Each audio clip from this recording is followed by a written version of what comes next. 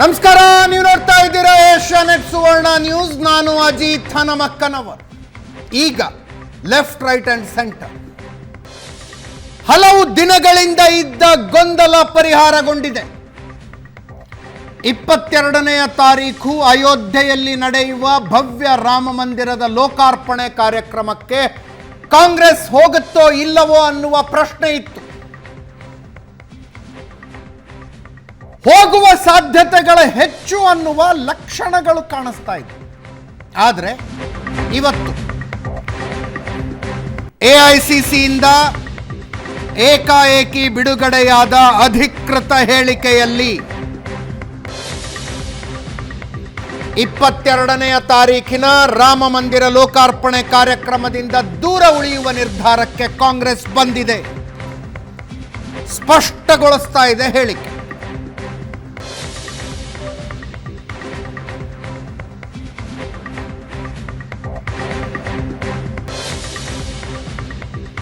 ಅಪೂರ್ಣ ಮಂದಿರವನ್ನ ಚುನಾವಣಾ ಕಾರಣಕ್ಕಾಗಿ ಉದ್ಘಾಟನೆ ಮಾಡ್ತಾ ಇದ್ದೀರಿ. ರಾಮನ ಬಗ್ಗೆ ದೇಶದ ಜನರಿಗೆ ಇರುವ ಭಾವನೆಗಳನ್ನ ಕಾಂಗ್ರೆಸ್ ಗೌರವಿಸುತ್ತೆ. ಸುಪ್ರೀಂ ಕೋರ್ಟ್ನ ತೀರ್ಪನ್ನು ಕಾಂಗ್ರೆಸ್ ಗೌರವಿಸುತ್ತೆ. ಆದರೆ ಅಯೋಧ್ಯೆಯಲ್ಲಿ ನಡೀತಾ ಇರೋದು RSS ಬಿಜೆಪಿ ಕಾರ್ಯಕ್ರಮ. ಆದ್ದರಿಂದ ನಾವು ಈ ಆಹ್ವಾನವನ್ನು ನಿರಾಕರಿಸುತ್ತಿದ್ದೇವೆ ಅಂತ ಎಐಸಿಸಿಯಿಂದ ಹೊರಡಿಸಲಾದ ಪ್ರೆಸ್ ನೋಟ್ ಹೇಳ್ತಾ ಇದೆ.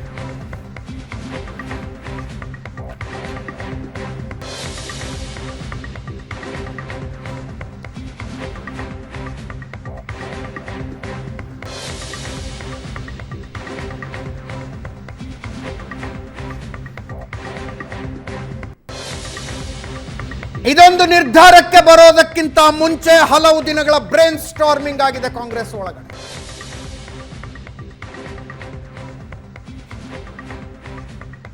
ಮಂದಿರ ನಿರ್ಮಾಣ ಮಾಡ್ತಾ ಇರುವ ಟ್ರಸ್ಟ್ ಕಡೆಯಿಂದ ಕಾಂಗ್ರೆಸ್ ಮುಖಂಡರಿಗೆ ಆಹ್ವಾನ ಬಂದು ವಾರಗಳಾಗಿದೆ.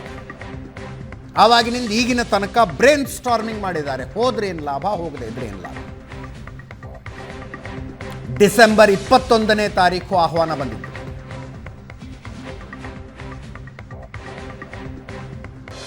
ಇವತ್ತು ಜನವರಿ 11, 20 ದಿನ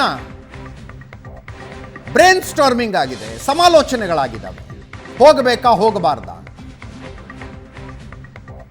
ಅಂತಿಮವಾಗಿ ಹೋಗುವುದು ಬೇಡ ಅನ್ನುವ ತೀರ್ಮಾನಕ್ಕೆ ಕಾಂಗ್ರೆಸ್ ಬಂದಿದೆ. ಇದು RSS ಬಿಜೆಪಿ ಕಾರ್ಯಕ್ರಮ.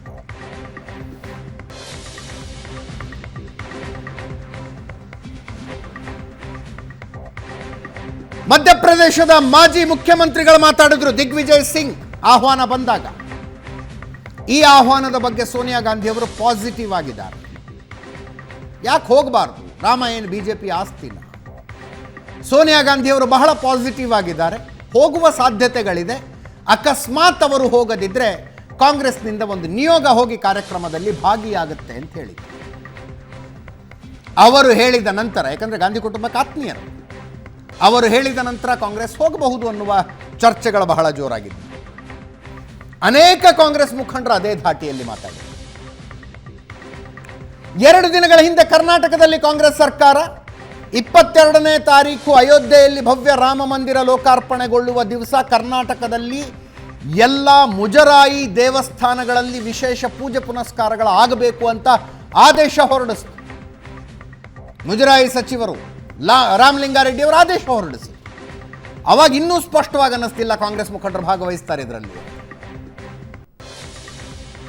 ನಿನ್ನೆ ರಾಜ್ಯ ಕಾಂಗ್ರೆಸ್ ಸರಣಿ ಟ್ವೀಟ್ಗಳನ್ನು ಮಾಡ್ತು. ಈ ರಾಮ ಮಂದಿರ ನಿರ್ಮಾಣವಾಗುವಲ್ಲಿ ಕಾಂಗ್ರೆಸ್ನ ಕೊಡುಗೆಯೂ ಇದೆ, ಕಾಂಗ್ರೆಸ್ಸಿನ ಅನೇಕ ಕೊಡುಗೆಗಳಿದ್ದಾವೆ ಅಂತ ಬುಲೆಟ್ ಪಾಯಿಂಟ್ಸ್ ಹಾಕಿ ಟ್ವೀಟ್ ಮಾಡ್ತು. ಅವಾಗ ಮತ್ತೂ ಅನ್ನಿಸ್ತು ಇಲ್ಲ ಕಾಂಗ್ರೆಸ್ ಭಾಗವಹಿಸುತ್ತಿದ್ರಲ್ಲಿ. ಅಯೋಧ್ಯೆಯಲ್ಲಿ ರಾಮ ಮಂದಿರ ನಿರ್ಮಾಣವಾಗ್ತಾ ಇರುವ ಕ್ರೆಡಿಟ್ ಅನ್ನ ಹೋಲ್ಸೇಲ್ ಆಗಿ ಬಿಜೆಪಿ ಅವರು RSSನವರು ತಗೊಳ್ಳೋದಕ್ಕೆ ಕಾಂಗ್ರೆಸ್ ಬಿಡೋದಿಲ್ಲ. ಇದಕ್ಕೆ ಬಹಳ ಅಲ್ಲ ಸ್ವಲ್ಪ ಕೊಡುಗೆ ನಮ್ಮದೂ ಇದೆ ಅಂತ ಕಾಂಗ್ರೆಸ್ನವರು ಹೋಗ್ತಾರೆ ಅಂತ ಅನಿಸಿತ್ತು ನಿನ್ನೆಯ ಸರಣಿ ಟ್ವೀಟ್ಗಳನ್ನು ನೋಡಿದಾಗ. ಇವತ್ತು ಮಧ್ಯಾಹ್ನ ಬಂತು ಕಮ್ಯುನಿಕೇಷನ್, ಅಧಿಕೃತ ಕಮ್ಯುನಿಕೇಷನ್ ಎಐಸಿಸಿಯಿಂದ. ಅವ್ರು ಹೋಗ್ತಾ ಇಲ್ಲ, ಬಿಜೆಪಿ RSSನ ಕಾರ್ಯಕ್ರಮ ಅಂತ ಹೇಳಿದ್ದಾರೆ. ಪ್ರಮುಖ ರಾಜಕೀಯ ಪಕ್ಷಗಳ ಅಧ್ಯಕ್ಷರು ಮತ್ತು ಹಿರಿಯರಿಗೆ ಟ್ರಸ್ಟ್ ಆಹ್ವಾನ ಕೊಟ್ಟಿತ್ತು. ಲೋಕಸಭೆಯಲ್ಲಿ ವಿಪಕ್ಷ ನಾಯಕರು, ರಾಜ್ಯಸಭೆಯಲ್ಲಿ ವಿಪಕ್ಷ ನಾಯಕರು, ಲೋಕಸಭೆಯಲ್ಲಿ ಶಾಸಕಾಂಗ ಪಕ್ಷದ ನಾಯಕರು, ರಾಜ್ಯಸಭೆಯಲ್ಲಿ ಶಾಸಕಾಂಗ ಪಕ್ಷದ ನಾಯಕರಿಗೆ ಆಹ್ವಾನ ಕೊಟ್ಟಿತ್ತು. ಮಾಜಿ ಪ್ರಧಾನಿಗಳಿಬ್ಬರಿದ್ದಾರೆ, ಇಬ್ಬರಿಗೂ ಆಹ್ವಾನ ಕೊಟ್ಟಿತ್ತು ಟ್ರಸ್ಟ್. ಆ ಲೆಕ್ಕಾಚಾರದಲ್ಲಿ ಕಾಂಗ್ರೆಸ್ಸಿಗೆ 4 ಆಹ್ವಾನಗಳು ಸಿಕ್ಕಿವೆ. ಕಾಂಗ್ರೆಸ್ನ ಸುಪ್ರೀಂ ಲೀಡರ್ ಅನ್ನುವ ಕಾರಣಕ್ಕೆ ಸೋನಿಯಾ ಗಾಂಧಿ ಅವರಿಗೆ, ಲೋಕಸಭೆಯಲ್ಲಿ ವಿಪಕ್ಷ ನಾಯಕರು ಅನ್ನುವ ಕಾರಣಕ್ಕೆ ಪಶ್ಚಿಮ ಬಂಗಾಳದಿಂದ ಸಂಸದರು ಆಗಿರುವ ಅಧೀರ್ ರಂಜನ್ ಚೌಧರಿ ಅವರು, ರಾಜ್ಯಸಭೆಯಲ್ಲಿ ವಿಪಕ್ಷ ನಾಯಕರು ಅನ್ನುವ ಕಾರಣಕ್ಕೆ ಮಲ್ಲಿಕಾರ್ಜುನ ಖರ್ಗೆ ಅವರಿಗೆ, ಮತ್ತು ಮಾಜಿ ಪ್ರಧಾನಿ ಅನ್ನುವ ಕಾರಣಕ್ಕೆ ಮನಮೋಹನ್ ಸಿಂಗ್ ಅವರಿಗೆ. ಕಾಂಗ್ರೆಸ್ನ ಈ 4 ಜನ ಮುಖಂಡರಿಗೆ ಟ್ರಸ್ಟ್ ಆಹ್ವಾನವನ್ನು ತಲುಪಿಸಿತ್ತು. ಇವತ್ತು ಹೇಳಿದ್ದಾರೆ, ನಾವು ಯಾರೂ ಭಾಗವಹಿಸ್ತಾ ಇಲ್ಲ. ಇದರ ಬಗ್ಗೆ ಪ್ರತಾಪ್ ಸಿಂಹ ಮತ್ತು ಸಿ.ಟಿ. ರವಿ ಮಾತಾಡಿದ್ದಾರೆ, ಕೇಳಿಸ್ಬೇಕು.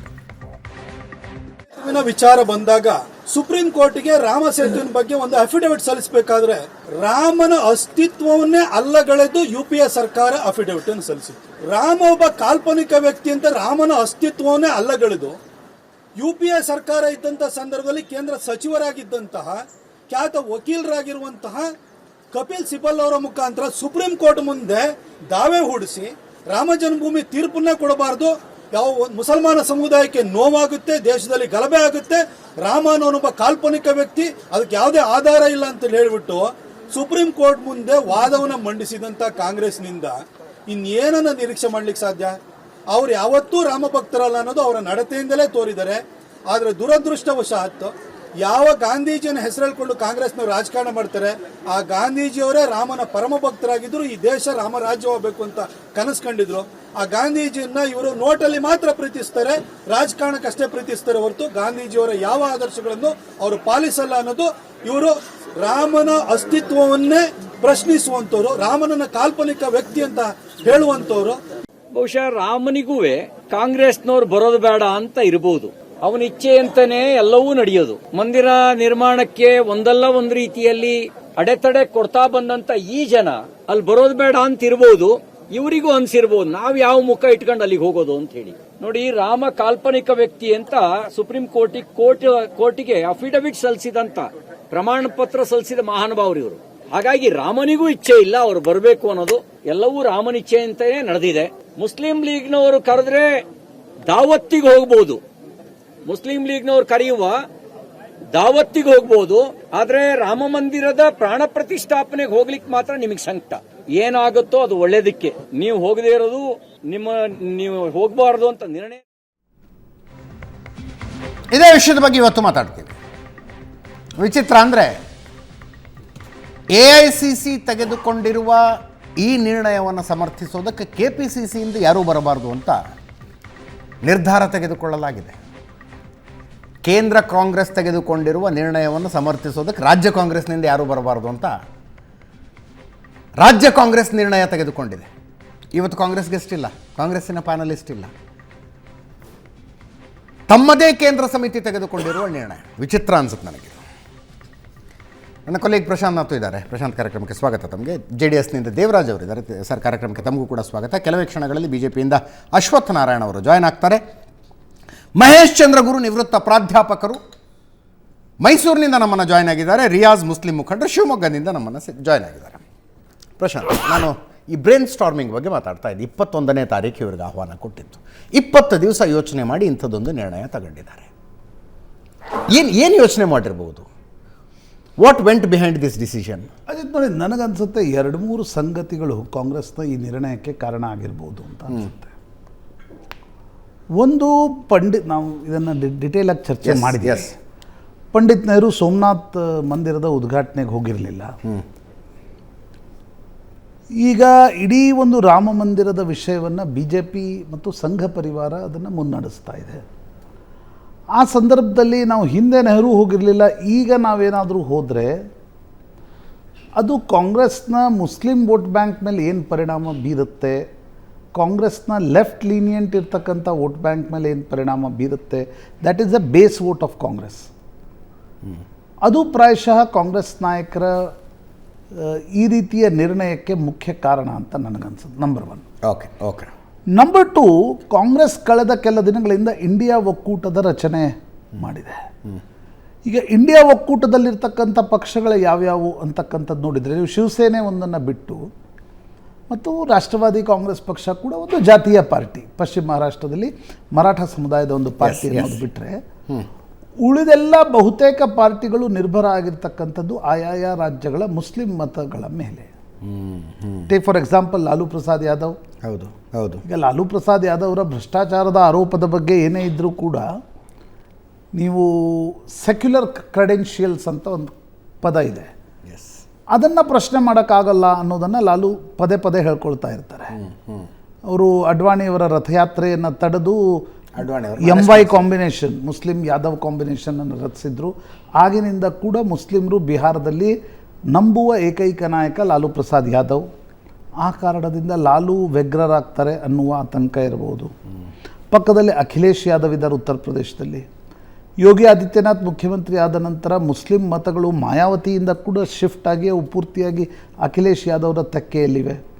ಚುನಾವಣೆಗೆ 3 ತಿಂಗಳಿರುವಾಗ ಯಾವ ಮುಲಾಯಂ ಸಿಂಗ್ ಯಾದವ್ ಕರಸೇವಕರ ಮೇಲೆ ಗುಂಡು ಹಾರಿಸಿದ್ರು, ಅವರ ಪುತ್ರ ನೀವು ಇಂಡಿಯಾ ಒಕ್ಕೂಟದಲ್ಲಿರುವಾಗ ಕಾಂಗ್ರೆಸ್ ಏಕಾಏಕಿ ಆ ಒಂದು ಕಾರ್ಯಕ್ರಮಕ್ಕೆ ಹೋದರೆ ಸಮಾಜವಾದಿ ಪಕ್ಷ ಏನು ಮಾಡಬಹುದು ಅಂತಕ್ಕಂಥದ್ದು ಆತಂಕ.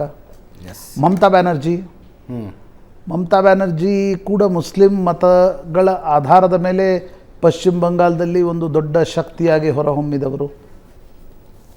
CPMನಿಂದ ಈಗ ಬಹುತೇಕ ಮತಗಳು ಮುಸ್ಲಿಂ ಮತಗಳು BJP ಎದುರುಗಡೆ ಇರುವ ಕಾರಣಕ್ಕೋಸ್ಕರ ಮಮತಾ ಬ್ಯಾನರ್ಜಿ ಜೊತೆ ಇವೆ. ಆ ಆತಂಕ ಕೂಡ ಇದೆ. ಇವರು ಯಾರೂ ಬರದೆ ತಾನೊಬ್ಬನೇ ಹೋದರೆ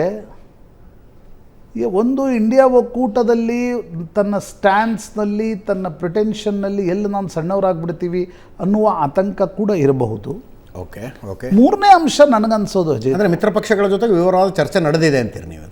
ಆಂತರಿಕವಾಗಿ ಚರ್ಚೆ ನಡೆದಿದೆ, ಅಸೆಸ್ಮೆಂಟ್ ನಡೆದಿದೆ, ಪೊಲಿಟಿಕ್ಸ್ ಏನಾಗ್ಬೋದು ಅಂತಕ್ಕಂಥದ್ರ ಬಗ್ಗೆ ಚರ್ಚೆ ನಡೆದಿದೆ. ಮತ್ತು ನನಗನ್ಸುತ್ತೆ ಕಾಂಗ್ರೆಸ್ಗೆ ಅನಿಸಿದೆ ಲಾಭ ಹೇಗೂ ನಮ್ಗೆ ಸಿಗೋಲ್ಲ, ಲಾಭ ಪೂರ್ತಿಯಾಗಿ ನರೇಂದ್ರ ಮೋದಿಯವರೇ ಒಯ್ತಾರೆ. ಹಿಂದೂ ಮತಗಳ 30 ವರ್ಷಗಳಿಂದ ಹಿಂದೂ ಮತಗಳು ಹೆಚ್ಚು ಕಡಿಮೆ ಹಿಂದುತ್ವದ ವಿಷಯ ಬಂದಾಗ ಅವು BJP ಕಡೆ ವಾಲ್ತಾ ಇವೆ.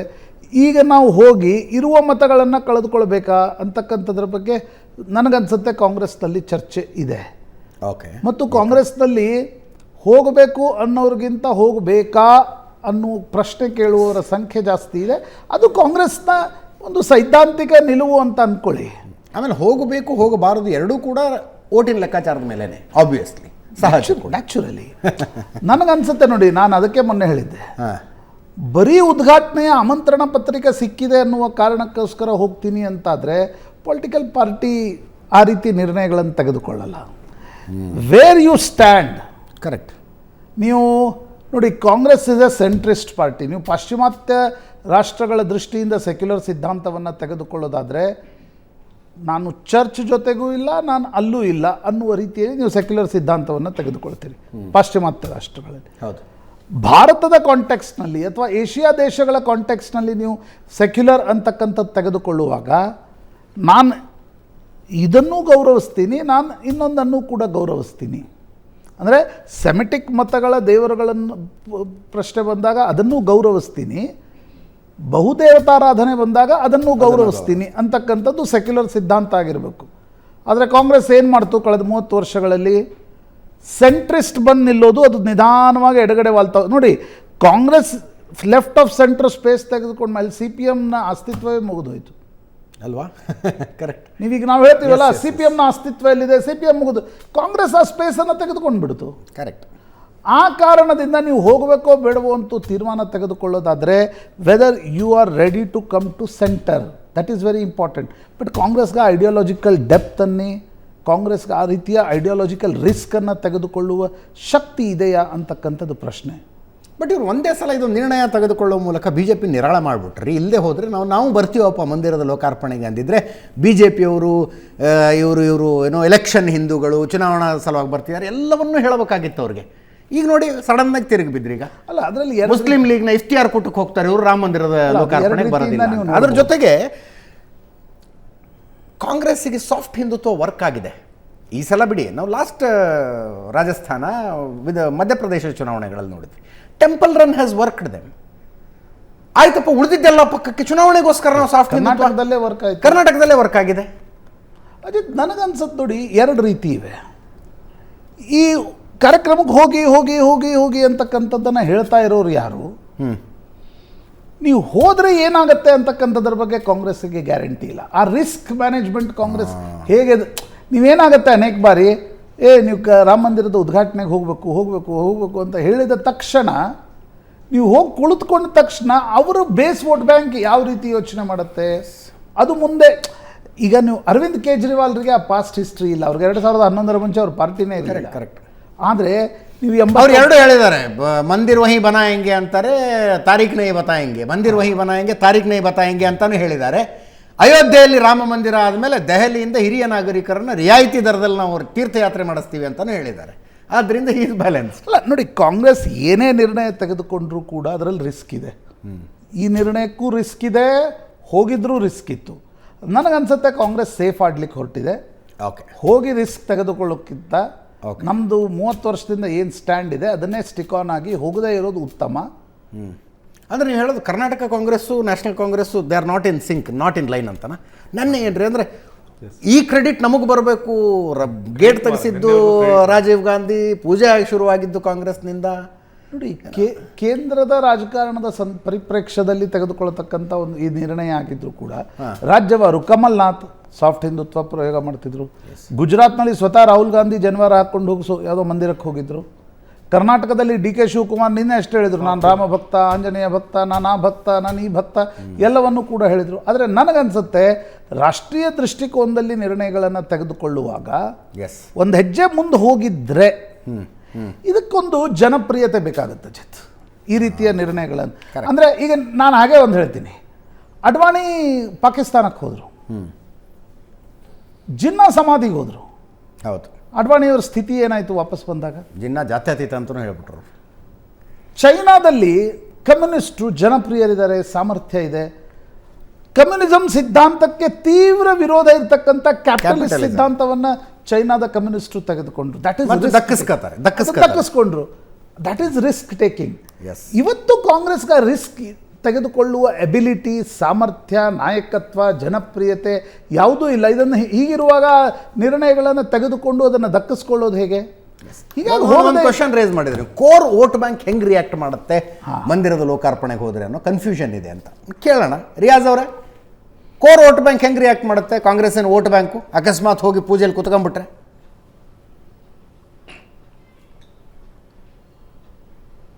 ಈಗ ಹೋದ್ ಬಾರಿ ನಾನು ಒಂದು ಮಾತು ಹೇಳಿದ್ದೆ, ರಾಮ ಮಂದಿರಕ್ಕೆ ಅನುಕೂಲ ಮಾಡಿಕೊಟ್ಟಿದ್ದೆ ಕಾಂಗ್ರೆಸ್ ಅಂತ. ರಾಮ ಮಂದಿರ ಉದ್ಘಾಟನೆಗೆ ಹೋದ್ರೂ ಲಾಭ ಇಲ್ಲ, ಹೋಗದೆ ಇದ್ರು ಮುಸಲ್ಮಾನರಿಗೆ ಏನು ನಷ್ಟನೂ ಇಲ್ಲ. ಯಾಕಂದ್ರೆ ನಮಗೆ ಅದರಿಂದ ಯಾವುದೇ ರೀತಿಯ ನಮ್ಮ ಇದಕ್ಕೆ ಸಂಬಂಧನೇ ಇಲ್ಲ. ರಾಮ ಮಂದಿರ ಈಗ ಮಾಡ್ತಾ ಇದ್ದಾರೆ, ಮಾಡ್ಕೊಳ್ಳಿ. ಆದ್ರೆ ಕಾಂಗ್ರೆಸ್ನವರಿಗೆ ಬಿಜೆಪಿಯವರು ರಾಜಕೀಯ ಪ್ರೇರಿತ RSS ಮತ್ತೆ ಬಿಜೆಪಿಯ ಕಾರ್ಯಕ್ರಮ ಅನಿಸಿದೆ. ಹಾಗಾಗಿ ಪ್ರತಿಯೊಂದು ಹಳ್ಳಿಗಳಲ್ಲಿ ಒಂದು ನಗರಗಳಲ್ಲಿ ರಾಮ ಮಂದಿರ ಇದೆ. ಆದರೆ ಇವ್ರು ರಾಜಕೀಯವನ್ನು ದೇವ್ರು ಇವ್ರನ್ನ ಕಾಪಾಡ್ತಾ ಇದೆಯೋ ಅಥವಾ ದೇವರನ್ನ ಇವ್ರು ಕಾಪಾಡ್ತಾ ಇದಾರೆ ಅನ್ನೋದನ್ನ ಗೊತ್ತಾಗ್ತಾ ಇಲ್ಲ. ಅವರು ದೇವ್ರು ನಮ್ಮನ್ನ ಕಾಪಾಡ್ತಾ ಇದೆ ಅಂತ ಕಾಂಗ್ರೆಸ್ನವ್ರು ತಿಳ್ಕೊಂಡಿದೆ. ಆದರೆ ಬಿಜೆಪಿಯವರು ದೇವರನ್ನೇ ಕಾಪಾಡಕ್ಕೆ ಹೊರಟಿದ್ದಾರೆ. ರಾಮ ಮಂದಿರ ಹೆಸರಲ್ಲಿ ಚುನಾವಣೆ ಮಾಡಕ್ಕೆ ಹೋಗಿದ್ದಾರೆ. ಅವರಿಗೆ ಯಾವುದೇ ರೀತಿಯಲ್ಲಿ ಅಧಿಕಾರ ಬೇಕು. ಹಾಗಾಗಿ ಅವರು ಅಧಿಕಾರಕ್ಕೋಸ್ಕರ ಈ ಉದ್ಘಾಟನೆ ಚುನಾವಣೆಯನ್ನು ಗೆಲ್ಲಕ್ಕೆ ಸೋನಿಯಾ ಗಾಂಧಿ, ಮಲ್ಲಿಕಾರ್ಜುನ ಖರ್ಗೆ ಅವರು ಈ ಪೂಜೆಗೆ ಹೋಗೋದಿಲ್ಲ ಅನ್ನುವ ನಿರ್ಣಯ ತೆಗೆದುಕೊಂಡಿದ್ದು ನಿಮ್ಗೆ ಖುಷಿ ಆಯ್ತಾ, ಬೇಜಾರಾಯ್ತಾ, ಅಥವಾ ಏನೂ ಆಗ್ಲಿಲ್ವಾ? ನಮಗೆ ನಾನು ಹೇಳಿದ್ನಲ್ಲ, ಅದರಿಂದ ಮುಸಲ್ಮಾನ್ ಸಮುದಾಯಕ್ಕೆ ಲಾಭನೂ ಇಲ್ಲ, ನಷ್ಟನೂ ಇಲ್ಲ. ಅದಕ್ಕೆ ಅದಕ್ಕಿಂತ ಮುಂಚೆ ಮಂದಿರ ಕಟ್ಟಲಿಕ್ಕೆ ಕಾಂಗ್ರೆಸ್ನವರೇ ಅನುಕೂಲ ಮಾಡಿಕೊಟ್ಟಿದ್ದಲ್ಲ. ಅಕಸ್ಮಾತ್ ಪೂಜೆಗೆ ಹೋಗಿದ್ರೆ ಒಂದು ಮುಸ್ಲಿಂ ಓಟು ಕಡಿಮೆ ಆಗ್ತಿರ್ಲಿಲ್ವಾ? ಅದಕ್ಕೆ ನಾವು ಹೇಳ್ತಿರೋದು ಪ್ರಕೃತಿ ಇದೆ. ಇಲ್ಲ, ಪ್ರಕೃತಿ ಇದೆ. ಆ ಪ್ರಕೃತಿಯ ನಿರ್ಣಯನೇ ಬೇರೆ ಇರುತ್ತೆ. ನಾವು ಕೊಡೋ ತೀರ್ಮಾನಕ್ಕಿಂತ ಪ್ರಕೃತಿನೇ ಅವ್ರಿಗೆ ಹೋಗಿಲ್ದಂಗೆ ಮಾಡ್ಬಿಡ್ತಲ್ಲ. ಯಾವ ಪ್ರಕೃತಿ?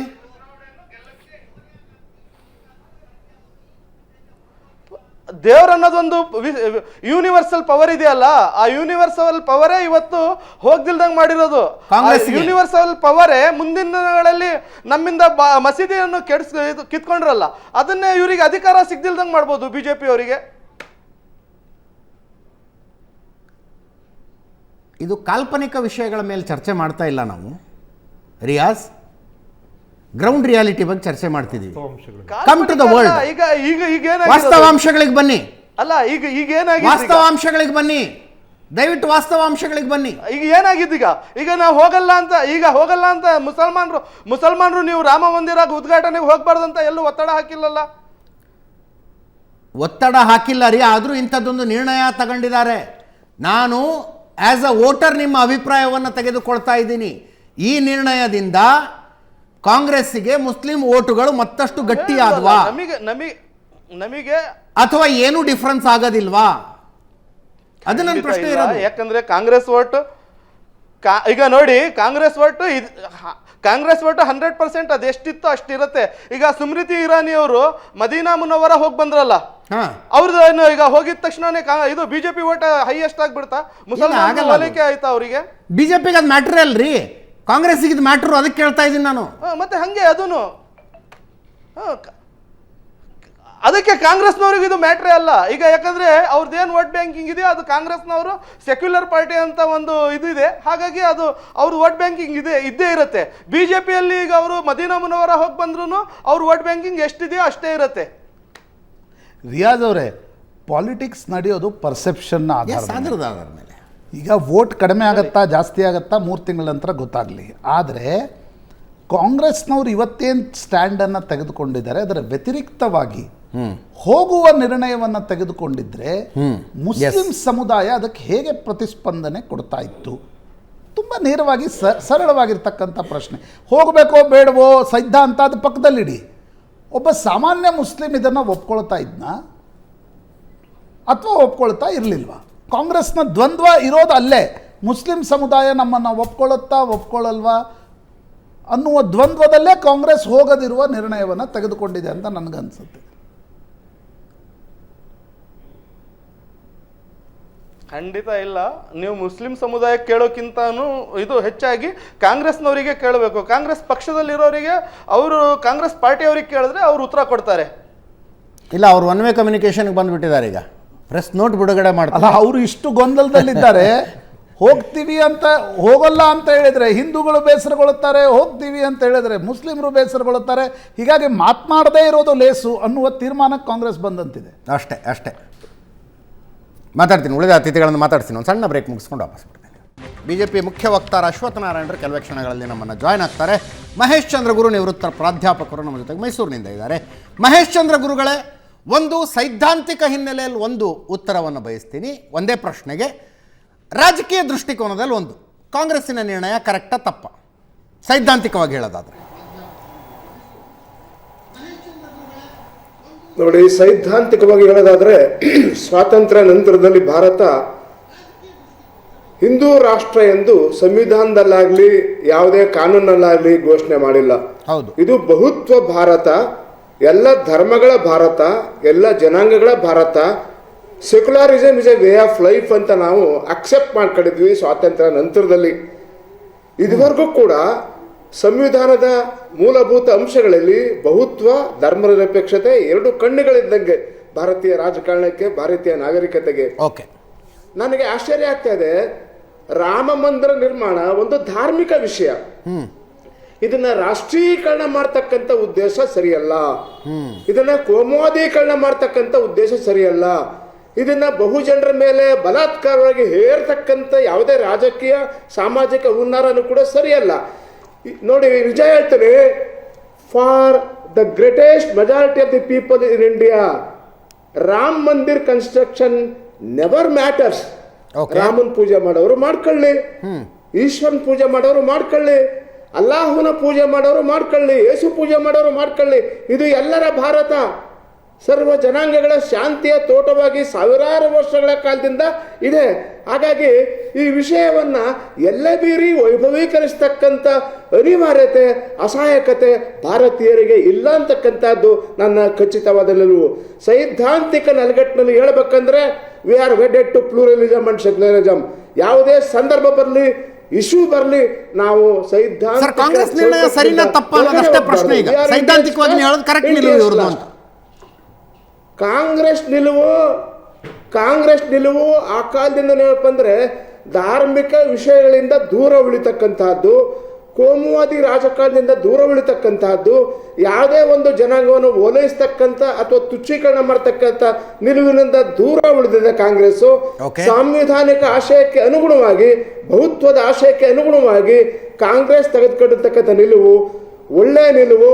ನನ್ನ ಪ್ರಕಾರ ಅವರು ಅದೇ ಪ್ರಶ್ನೆ ಈಗಿನ ರಾಜಕೀಯ ಸನ್ನಿವೇಶದಲ್ಲಿ ರಾಜಕೀಯ ಲಾಭ ನಷ್ಟಗಳ ಲೆಕ್ಕಾಚಾರದಲ್ಲಿ ಹೇಳಿ ನನಗೆ, ಕರೆಕ್ಟಾ ತಪ್ಪಾ?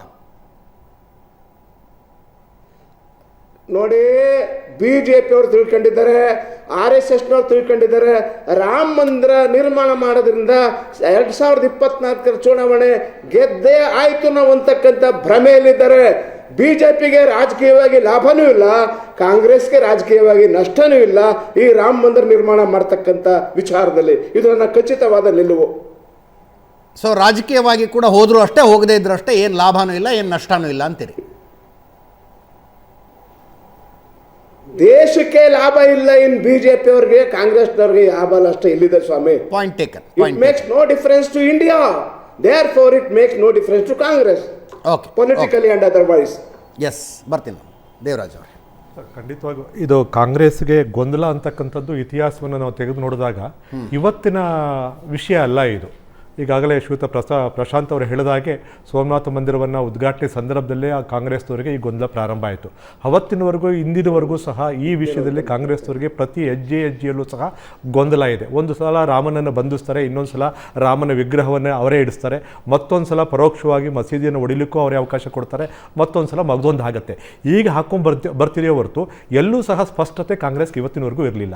ನಾವು ಇವಾಗ ಇತಿಹಾಸವನ್ನು ಪೂರ್ಣವಾಗಿ ನಾವು ಈಗ ಈ ಒಂದು ವಾರದಲ್ಲಿ ಅಥವಾ 15 ದಿವಸದಲ್ಲಿ ನಾವು ನೋಡ್ತಿದ್ದೀವಿ. ನಿನ್ನೆವರೆಗೂ ಕಾಂಗ್ರೆಸ್ ಮಾಡಿದ್ದೇನು?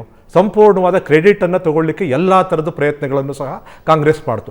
ದೇಶದ ಎಲ್ಲ ಚಾನೆಲ್ಗಳನ್ನು gap between state Congress and national Congress, even national ಲೆವೆಲಲ್ಲೂ ಸಹ ಡಿಬೇಟಲ್ಲಿ ನಾನು ಅಬ್ಸರ್ವ್ ಮಾಡಿದ್ದೀನಿ ಸರ್. ನಾನು ಟೈಮ್ಸ್ ನಾನು ನಿನ್ನೆ ತಾನೇ ನೋಡಿದೆ.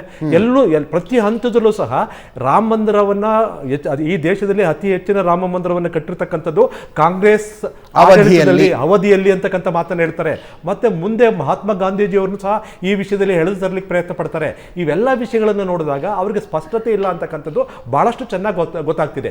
ಮತ್ತೊಂದೇನು, ನಮ್ಗಿರ್ತಕ್ಕಂಥ ವೋಟ್ ಬ್ಯಾಂಕನ್ನು ಮತ್ತಷ್ಟು ಖಾತ್ರಿ ಮಾಡ್ಕೊಳ್ಳೋದೆ ಬುದ್ಧಿವಂತಿಕೆ, ಅದೇ ನಮ್ಮ ನಡೆ ಅಂತಕ್ಕಂಥದ್ದು ಸಹ ಇವತ್ತು ಸ್ಪಷ್ಟವಾಗಿ ಕಾಣಿಸ್ತಾ ಇದೆ. ಈಗ ನಾನು ಮೊದಲನೇ ವಿಷಯವನ್ನು ನಾನು ಪ್ರಶ್ನೆ ಮಾಡ್ತಕ್ಕಂಥದ್ದು ಏನು, ಈಗ ನಾನು ಈಗ ಪ್ರತಿ ಒಂದು 15 ದಿವಸದಿಂದ ಮೊದಲನೇದಾಗಿ ಆಹ್ವಾನ ಪತ್ರಿಕೆ ಬಗ್ಗೆ ಇವರು ವಿವಾದವನ್ನು ಹುಟ್ಟಾಕಿದ್ರು. ಇದು ದೇಶದಲ್ಲಿ ಸಂಭ್ರಮಿಸ್ತಕ್ಕಂಥದ್ದು ಅಥವಾ ದೇಶಕ್ಕೆ ಒಂದು ವೈಭವೀಕರಿಸ್ತಕ್ಕಂಥದ್ದು ಬೇಡ ಅಂತಕ್ಕಂಥದ್ದು ಕೆಲವರು ಅಭಿಮತ ಇದ್ರೂ ಸಹ ಆಮಂತ್ರಣವನ್ನು ನೀವು ವಿವಾದ ಮಾಡಿದ್ದು ಯಾಕೆ? ನೀವು ಹೋಗೋದು ಬಿಡೋದು ನಿಮಗೆ ಬಿಟ್ಟಿದ್ದು, ಆಮಂತ್ರಣ ಮಾಡ್ತಕ್ಕಂಥದ್ದು ಆ ಒಂದು ಟ್ರಸ್ಟ್ಗೆ ಬಿಟ್ಟಿರ್ತಕ್ಕಂಥ ವಿಚಾರ. ಈ ವಿಷಯದಲ್ಲಿ ಟ್ರಸ್ಟ್ಗೂ ಮತ್ತು ಇದಕ್ಕೆ ಸಂಬಂಧಪಟ್ಟಾಗಿದೆ. BJPಯನ್ನು ನೀವು ಹೇಳ್ತಾರೋ ಹಾಗೆ ಒಂದು ವಿಷಯವನ್ನು ಮಾತ್ರ ನಾನು ಒಪ್ತೀನಿ, ಏನು, ಟ್ರಸ್ಟ್ ಹೋರಾಟ ರಾಮ ಮಂದಿರವನ್ನು ಆ ಜಾಗದಲ್ಲಿ ಮಾಡಬೇಕು ಅಂತ ಸಂದರ್ಭ ಬಂದಾಗ ಅವತ್ತಿನ ದಿವಸ ಟ್ರಸ್ಟ್ ಹೋರಾಟಕ್ಕೆ ಸಂಪೂರ್ಣವಾದ ಬೆಂಬಲ ಕೊಟ್ಟಿರ್ತಕ್ಕಂಥದ್ದು BJP. ಅದನ್ನು ಸಹ ನಾವು ಹಲ್ಗಳಿ ಹೋಗಿಲ್ಲ. ಅಷ್ಟರ ಮಟ್ಟಿಗೆ ಅವ್ರು ಕ್ರೆಡಿಟ್ ತೊಗೊಂಡ್ರೆ ನಾನು ಅದನ್ನು ಹೇಗೆ ಡಿಸ್ಪ್ಯೂಟ್ ಮಾಡಲಿಕ್ಕಾಗತ್ತೆ? ಆ ಹೋರಾಟದಲ್ಲಿ ಸಂಪೂರ್ಣವಾದ ಬೆಂಬಲವನ್ನು ಕೊಟ್ಟಂಥದ್ದು BJP. ಅದ್ರ ಬಗ್ಗೆ ಎರಡು ಮಾತಿದ್ದಿಲ್ಲ. ಸೊ ಅದು ಒಂದು ಕಡೆ ಇಟ್ಕೊಳ್ಳೋಣ. ಆದರೆ ಈಗ ನಮ್ಮ ಬಂದಿದ್ದನ್ನು ಆಹ್ವಾನ ಪತ್ರಿಕೆಯನ್ನು ನೀವು ವಿವಾದ ಮಾಡಿದ್ರಿ, ತದನಂತರ ಏನು ಮಾಡಿದ್ರಿ, ಅಕ್ಷತೆಯನ್ನು ನೀವು ವಿವಾದ ಮಾಡ್ತಿದ್ರಿ. ಅಲ್ಲಿ ತಂದಿದ್ದೇನೋ ನಾವು ಅನ್ನಭಾಗ್ಯದ ಅಕ್ಕಿಯನ್ನು. ಇಲ್ಲಿವರೆಗೂ ನಮ್ಮ ಕರ್ನಾಟಕ ರಾಜ್ಯದಲ್ಲಿ ಕಾಂಗ್ರೆಸ್ ಸರ್ಕಾರ ಅನ್ನಭಾಗ್ಯದ ಅಕ್ಕಿಯೇ ಕೊಟ್ಟಿಲ್ಲ, ಇದು ಸಹ ಸತ್ಯ. ಮತ್ತು ಅವ್ರಿಗೆ ಮೊದಲು ಒಂದು ವಿಷಯ ಗೊತ್ತಿರಬೇಕಾಗಿತ್ತು, ಯಾಕಂದರೆ ನಾವು ಸಹ ಹಿಂದೂಗಳು ಹಿಂದುತ್ವವನ್ನು ಏನು BJP ಅವ್ರು ಗುತ್ತಿಗೆ ತೊಗೊಂಡವರು ಅಂತಕ್ಕಂಥ ಪ್ರಶ್ನೆಯನ್ನು ಮಾಡ್ತಾರಲ್ಲ, ನಾನು ಸಹ ಪ್ರಶ್ನೆಯನ್ನು ನಾವು ಮಾಡಿದ್ದೇವೆ. ಈಗ ನಾವು ಕೇಳ್ತಕ್ಕಂಥದ್ದೇನು, ನನ್ನ ಧರ್ಮದಲ್ಲಿ ನಾನು ಯಾವುದೇ ಆಚರಣೆಯನ್ನು ಮಾಡಬೇಕಾದ್ರೆ ಅಕ್ಷತೆಯಿಂದನೇ ಪ್ರಾರಂಭ ಮಾಡ್ತೀನಿ, ನನ್ನ ಎಲ್ಲ ಆಚರಣೆಗಳು ಪ್ರಾರಂಭವಾಗೋದೇ ಅಕ್ಷತೆಯಿಂದ. ಅಂತಹ ಒಂದು ನಂಬಿಕೆಯನ್ನು ಇವ್ರು ಯಾಕೆ ಪ್ರಶ್ನೆ ಮಾಡ್ತಾರೆ? ಇದೇ ರೀತಿ ಬೇರೆ ಧರ್ಮಗಳ ನಂಬಿಕೆಗಳನ್ನು ಇವ್ರು ಕಾಂಗ್ರೆಸ್ನವ್ರು ಪ್ರಶ್ನೆ ಮಾಡ್ತಾರೆ. ಬಹುತ್ವವನ್ನು ಗೌರವಿಸ್ತೀವಿ ಅಂತಕ್ಕಂಥವ್ರು ಯಾರನ್ನು ಪ್ರಶ್ನೆ ಮಾಡ್ತಾರೆ, ಯಾರನ್ನು ಪ್ರಶ್ನೆ ಮಾಡಲ್ಲ? ಇದು ಸಹ ನಾವು ಕೇಳುವಂಥ ಪ್ರಶ್ನೆ ಅಲ್ವಾ? ಈಗ ಗಾಂಧೀಜಿಯವ್ರನ್ನ, ಪೂಜ್ಯರಾದ ಮಹಾತ್ಮ ಗಾಂಧೀಜಿಯವ್ರನ್ನ ಇವತ್ತು ವಿವಾದಕ್ಕೆ ಹೇಳ್ತದ್ದು. ನೋ ಡೌಟ್, ಇತಿಹಾಸದ ಭಾಗ. ಗೋಡ್ಸೆಯವರು ಗಾಂಧಿಯನ್ನು ಕೊಂದರು, ಅದನ್ನು ನಾವು ಎಲ್ಲ ಇತಿಹಾಸದ ಭಾಗ ಅದು. ಆದರೆ ಗಾಂಧೀಜಿಯವರ ವಿಚಾರಧಾರೆಗಳನ್ನು ಕೊಂದಂಥವ್ರು ಯಾರು ಈ ದೇಶದಲ್ಲಿ? ಇವತ್ತು ಆಹ್ವಾನವನ್ನು ನಿರಾಕರಿಸಿದ್ರ ಬಗ್ಗೆ ಮಾತ್ರ ಅದಕ್ಕೆ ಸೀಮಿತವಾಗಿದ್ಕೊಂಡು ಮಾತಾಡೋಣ. ನನಗೆ ಏನಾಗ್ತಿದೆ ಸರ್ ಅಂತವ್ರೆ, ಇವ್ರ ಗೊಂದಲಗಳು ಏನಾಗ್ತಿದೆ, ಇವರು ಗೊಂದಲಕ್ಕೆ ಒಳಗಾಗೋದು ಅಷ್ಟೇ ಅಲ್ದೇನೆ ದೇಶವನ್ನೇ ಗೊಂದಲಕ್ಕೆ ಈಡು ಮಾಡ್ತಕ್ಕಂತಹ ಒಂದು ಈಗ ನಿಮ್ಮ ಮಿತ್ರ ಪಕ್ಷ BJP ದಾರಿ ಸುಗಮ ಮಾಡಿಕೊಟ್ರು ಅಂತ ಕಾಂಗ್ರೆಸ್ನವರು ಅಕಸ್ಮಾತ್ ಬಂದು ಪೂಜೆ ಕೂತ್ಕೊಂಡು ಬಿಟ್ಟಿದ್ರೆ ಅವರು BJP ಅವರು ಒದ್ದಾಡ್ಬಿಡ್ತಿದ್ರು. ಇದು ಎಲೆಕ್ಷನ್ ಹಿಂದುತ್ವ, ಇವರು ಹಿಂದೂ ವಿರೋಧಿಗಳು, ರಾಮ ಮಂದಿರಕ್ಕೆ ವಿರುದ್ಧ ಇದ್ದರು, ನೋಡಿ ಈಗ ಬಂದಿದ್ದಾರೆ, ಇವರಿಂದಾಗಿ ರಾಮ ಮಂದಿರ ಲೇಟ್ ಆಯಿತು, ಕಪಿಲ್ ಸಿಬ್ಬಲ್ ಅರ್ಜಿ ಹಾಕಿದ್ರು, 24 ಜನರ ಪ್ಯಾನಲ್ ಮಾಡಿದ್ರು, ರಾಮ ಕಾಲ್ಪನಿಕ ವ್ಯಕ್ತಿ ಅಂತ ಎಲ್ಲ ಹೇಳ್ತಾ ಕೂತ್ಕೋಬೇಕಾಗಿತ್ತು ಸರ್. ಈಗೇನಿಲ್ವಲ್ಲ, ನೋಡಿ ರಾಮ ಮಂದಿರ ಲೋಕಾರ್ಪಣೆ ಕರೆದಿದ್ವಿ ಬರಲಿಲ್ಲ ಅನ್ಕೊಂಡು ಓಡಾಡ್ತಾರೆ. ಈಗ ದಾರಿ ಸುಲಭ ಮಾಡಿಕೊಟ್ರು. ಒಂದು ಕಾಂಗ್ರೆಸ್ ತನ್ನ ಕಾಲ ಮೇಲೆ ಕಲ್ಲನ್ನು ಎತ್ತಾಕೊಂಡಿದ್ದೇನು, ಈ ದೇಶದಲ್ಲಿರ್ತಕ್ಕಂಥ ಎಲ್ಲ ಜನರ ಎಲ್ಲ ಧರ್ಮೀಯರ ನಂಬಿಕೆಗಳನ್ನ ಗೌರವಿಸ್ಕೊಂಡ್ ಬಂದಿದ್ರೆ ಖಂಡಿತವಾಗಿಯೂ ಈ ಪರಿಸ್ಥಿತಿ ಬರ್ತಿರಲಿಲ್ಲ. ಸೋಮನಾಥ ಮಂದಿರದ ವಿಷಯದಲ್ಲೇ ಅವತ್ತಿನ ದಿವಸ ಅವ್ರ ಕಾಲ ಮೇಲೆ ಕಲ್ಲು ಹಾಕೊಂಡ್ರು. ನಂತರ ಎರಡನೇ ಕಲ್ಲನ್ನು ಹಾಕೊಂತಿರೋದು ಇವತ್ತಿನ ದಿವಸ. ಬಿಜೆಪಿಗೆ ಖಂಡಿತವಾಗಿಯೂ ಆ ಭಾವನೆ ಬರ್ತಿತ್ತು ಅಂತ ನನಗನ್ನಿಸ್ತಿಲ್ಲ. ಯಾಕೆಂತಂದ್ರೆ ಕಾಂಗ್ರೆಸ್ ಸಂಪೂರ್ಣವಾಗಿ ಇದನ್ನು ವಿರೋಧಿಸ್ಕೊಂಡೇ ಬಂದಿದ್ದು. ಇತಿಹಾಸದ ಪ್ರತಿ ಪುಟಗಳನ್ನು ಸಹ ನೋಡ್ಕೊಂಡು ಬಂದಾಗ ಪ್ರತಿ ಅಂಶಗಳನ್ನು ಸಹ ರಾಮನಿಗೆ ಸಂಬಂಧಪಟ್ಟ ಹಾಗೆ ಇವರು ಅಗೌರವದಿಂದ ನೋಡಿರ್ತಕ್ಕಂಥದ್ದು ದಾಖಲೆಗಳಲ್ಲಿದೆ. ಸೊ ಹಾಗಾಗಿ ಇದು ಬಿಜೆಪಿಗೆ ಮುಜುಗರ ತರ್ತಿತ್ತು ಅಂತಕ್ಕಂಥ ನಂಗೆ ಅನಿಸೋಲ್ಲ. ಆದರೆ ಕಾಂಗ್ರೆಸ್ಸು ತನ್ನ ಕಾಲ ಮೇಲೆ ಎರಡನೇ ಕಲ್ಲನ್ನು ಎತ್ತಾಕೊಂತೇನಪ್ಪ, ಇವತ್ತು ಸಹ ಅವಕಾಶ ಇತ್ತು ತಪ್ಪನ್ನು ತಿದ್ಕೊಳ್ಳಿಕ್ಕೆ. ಎಲ್ಲ ಜನರ ಭಾವನೆ, ಎಲ್ಲ ಧರ್ಮೀಯರ ಭಾವನೆಗಳನ್ನು ನೀವು ಗೌರವಿಸಿ, ಬೇರೆ ಧರ್ಮದ ಒಂದು ಆಚಾರಗಳಿಗೆ ನೀವು ಹೋಗಿ ಭಾಗವಹಿಸ್ತಿರಲ್ಲ, ಅದೇ ರೀತಿ ಇದಕ್ಕೂ ಭಾಗವಹಿಸ್ಬೋದಾಗಿತ್ತು. ಈಗ ನೀವು ಹಿಂದೂ ಧರ್ಮೀಯರ ನಂಬಿಕೆಗಳನ್ನಿರ್ತಕ್ಕಂಥ ಶ್ರದ್ಧಾ ಕೇಂದ್ರಗಳನ್ನು ನಾವು ಹೋಗದೇ ಇರೋದ್ರಿಂದ ನಾನು ಒಂದು ಜಾತ್ಯತೀತವನ್ನು ಎತ್ತಿಡ್ತೀನಿ ಅನ್ನೋಗಿದ್ರೆ ಬೇರೆ ಧರ್ಮೀಯರ ಒಂದು ಆಚರಣೆಗಳಿಗೆ ನೀವು ಹೋಗಿ ಭಾಗವಹಿಸ್ತಾ ಇದ್ದೀರಲ್ಲ, ಪ್ರಶ್ನೆ ಅದು ತಾನೇ ಇವಾಗ ಬರ್ತಕ್ಕಂಥದ್ದು. ನೀವು ಬೇರೆ ಧರ್ಮೀಯರ ಆಚರಣೆಗಳಿಗೆ ಭಾಗವಹಿಸ್ತಾ ಇದ್ರೆ ಅಲ್ಲಿ ನೀವು ಧರ್ಮ ನಿರಪೇಕ್ಷತೆಯನ್ನು ಕಾಪಾಡ್ಕೊಂಡು ಬಂದಿದ್ರೆ ನಾವು ಸಹ ನಿಮ್ಮನ್ನು ಒಪ್ತಾ ಇದ್ವಿ. ಪ್ರಶ್ನೆಗಳು ಪ್ರತಿ ಹೆಜ್ಜೆಯಲ್ಲೂ ಸಹ ನಮಗೆ ಬರ್ತಿರ್ತಕ್ಕಂಥದ್ದೇನು, ಕಾಂಗ್ರೆಸ್ ಜೊತೆ ನಾವು ಸೇರಿಕೊಂಡ್ರೆ ಜಾತ್ಯತೀತವಾದಿಗಳು, ಕಾಂಗ್ರೆಸ್ ಜೊತೆ ಸೇರದೆ ಹೋದರೆ ಇವರು ಕೋಮುವಾದಿಗಳು ಅಂತಕ್ಕಂಥದ್ದನ್ನು ಹುಟ್ಟಾಕೋ ನಿಟ್ಟಲ್ಲಿ ಇವರು ಪ್ರಯತ್ನ ಮಾಡ್ತಾರಲ್ಲ, ಅದು ತಪ್ಪು ಅಂತಕ್ಕಂಥದ್ದು ನನ್ನ ಭಾವನೆ. ಈಗ ಮಹಮ್ಮದಿಯರು ಮೆಕ್ಕಾಗೆ ಹೋಗ್ಲಿ ನಾವು ಗೌರವಿಸ್ತೀವಿ. ನಾವು ಸಹ ಅಜ್ಮೇರ್ಗೆ ಹೋಗಿದ್ದೀನಿ, ನಾವು ಗುಲ್ಬರ್ಗಕ್ಕೆ ಹೋದರೆ ಕ್ವಾಜಬಂದ ನಾವು ದರ್ಗಕ್ಕೆ ಹೋಗಿ ನಮಸ್ಕಾರ ಮಾಡಿ ಬರ್ತೀವಿ.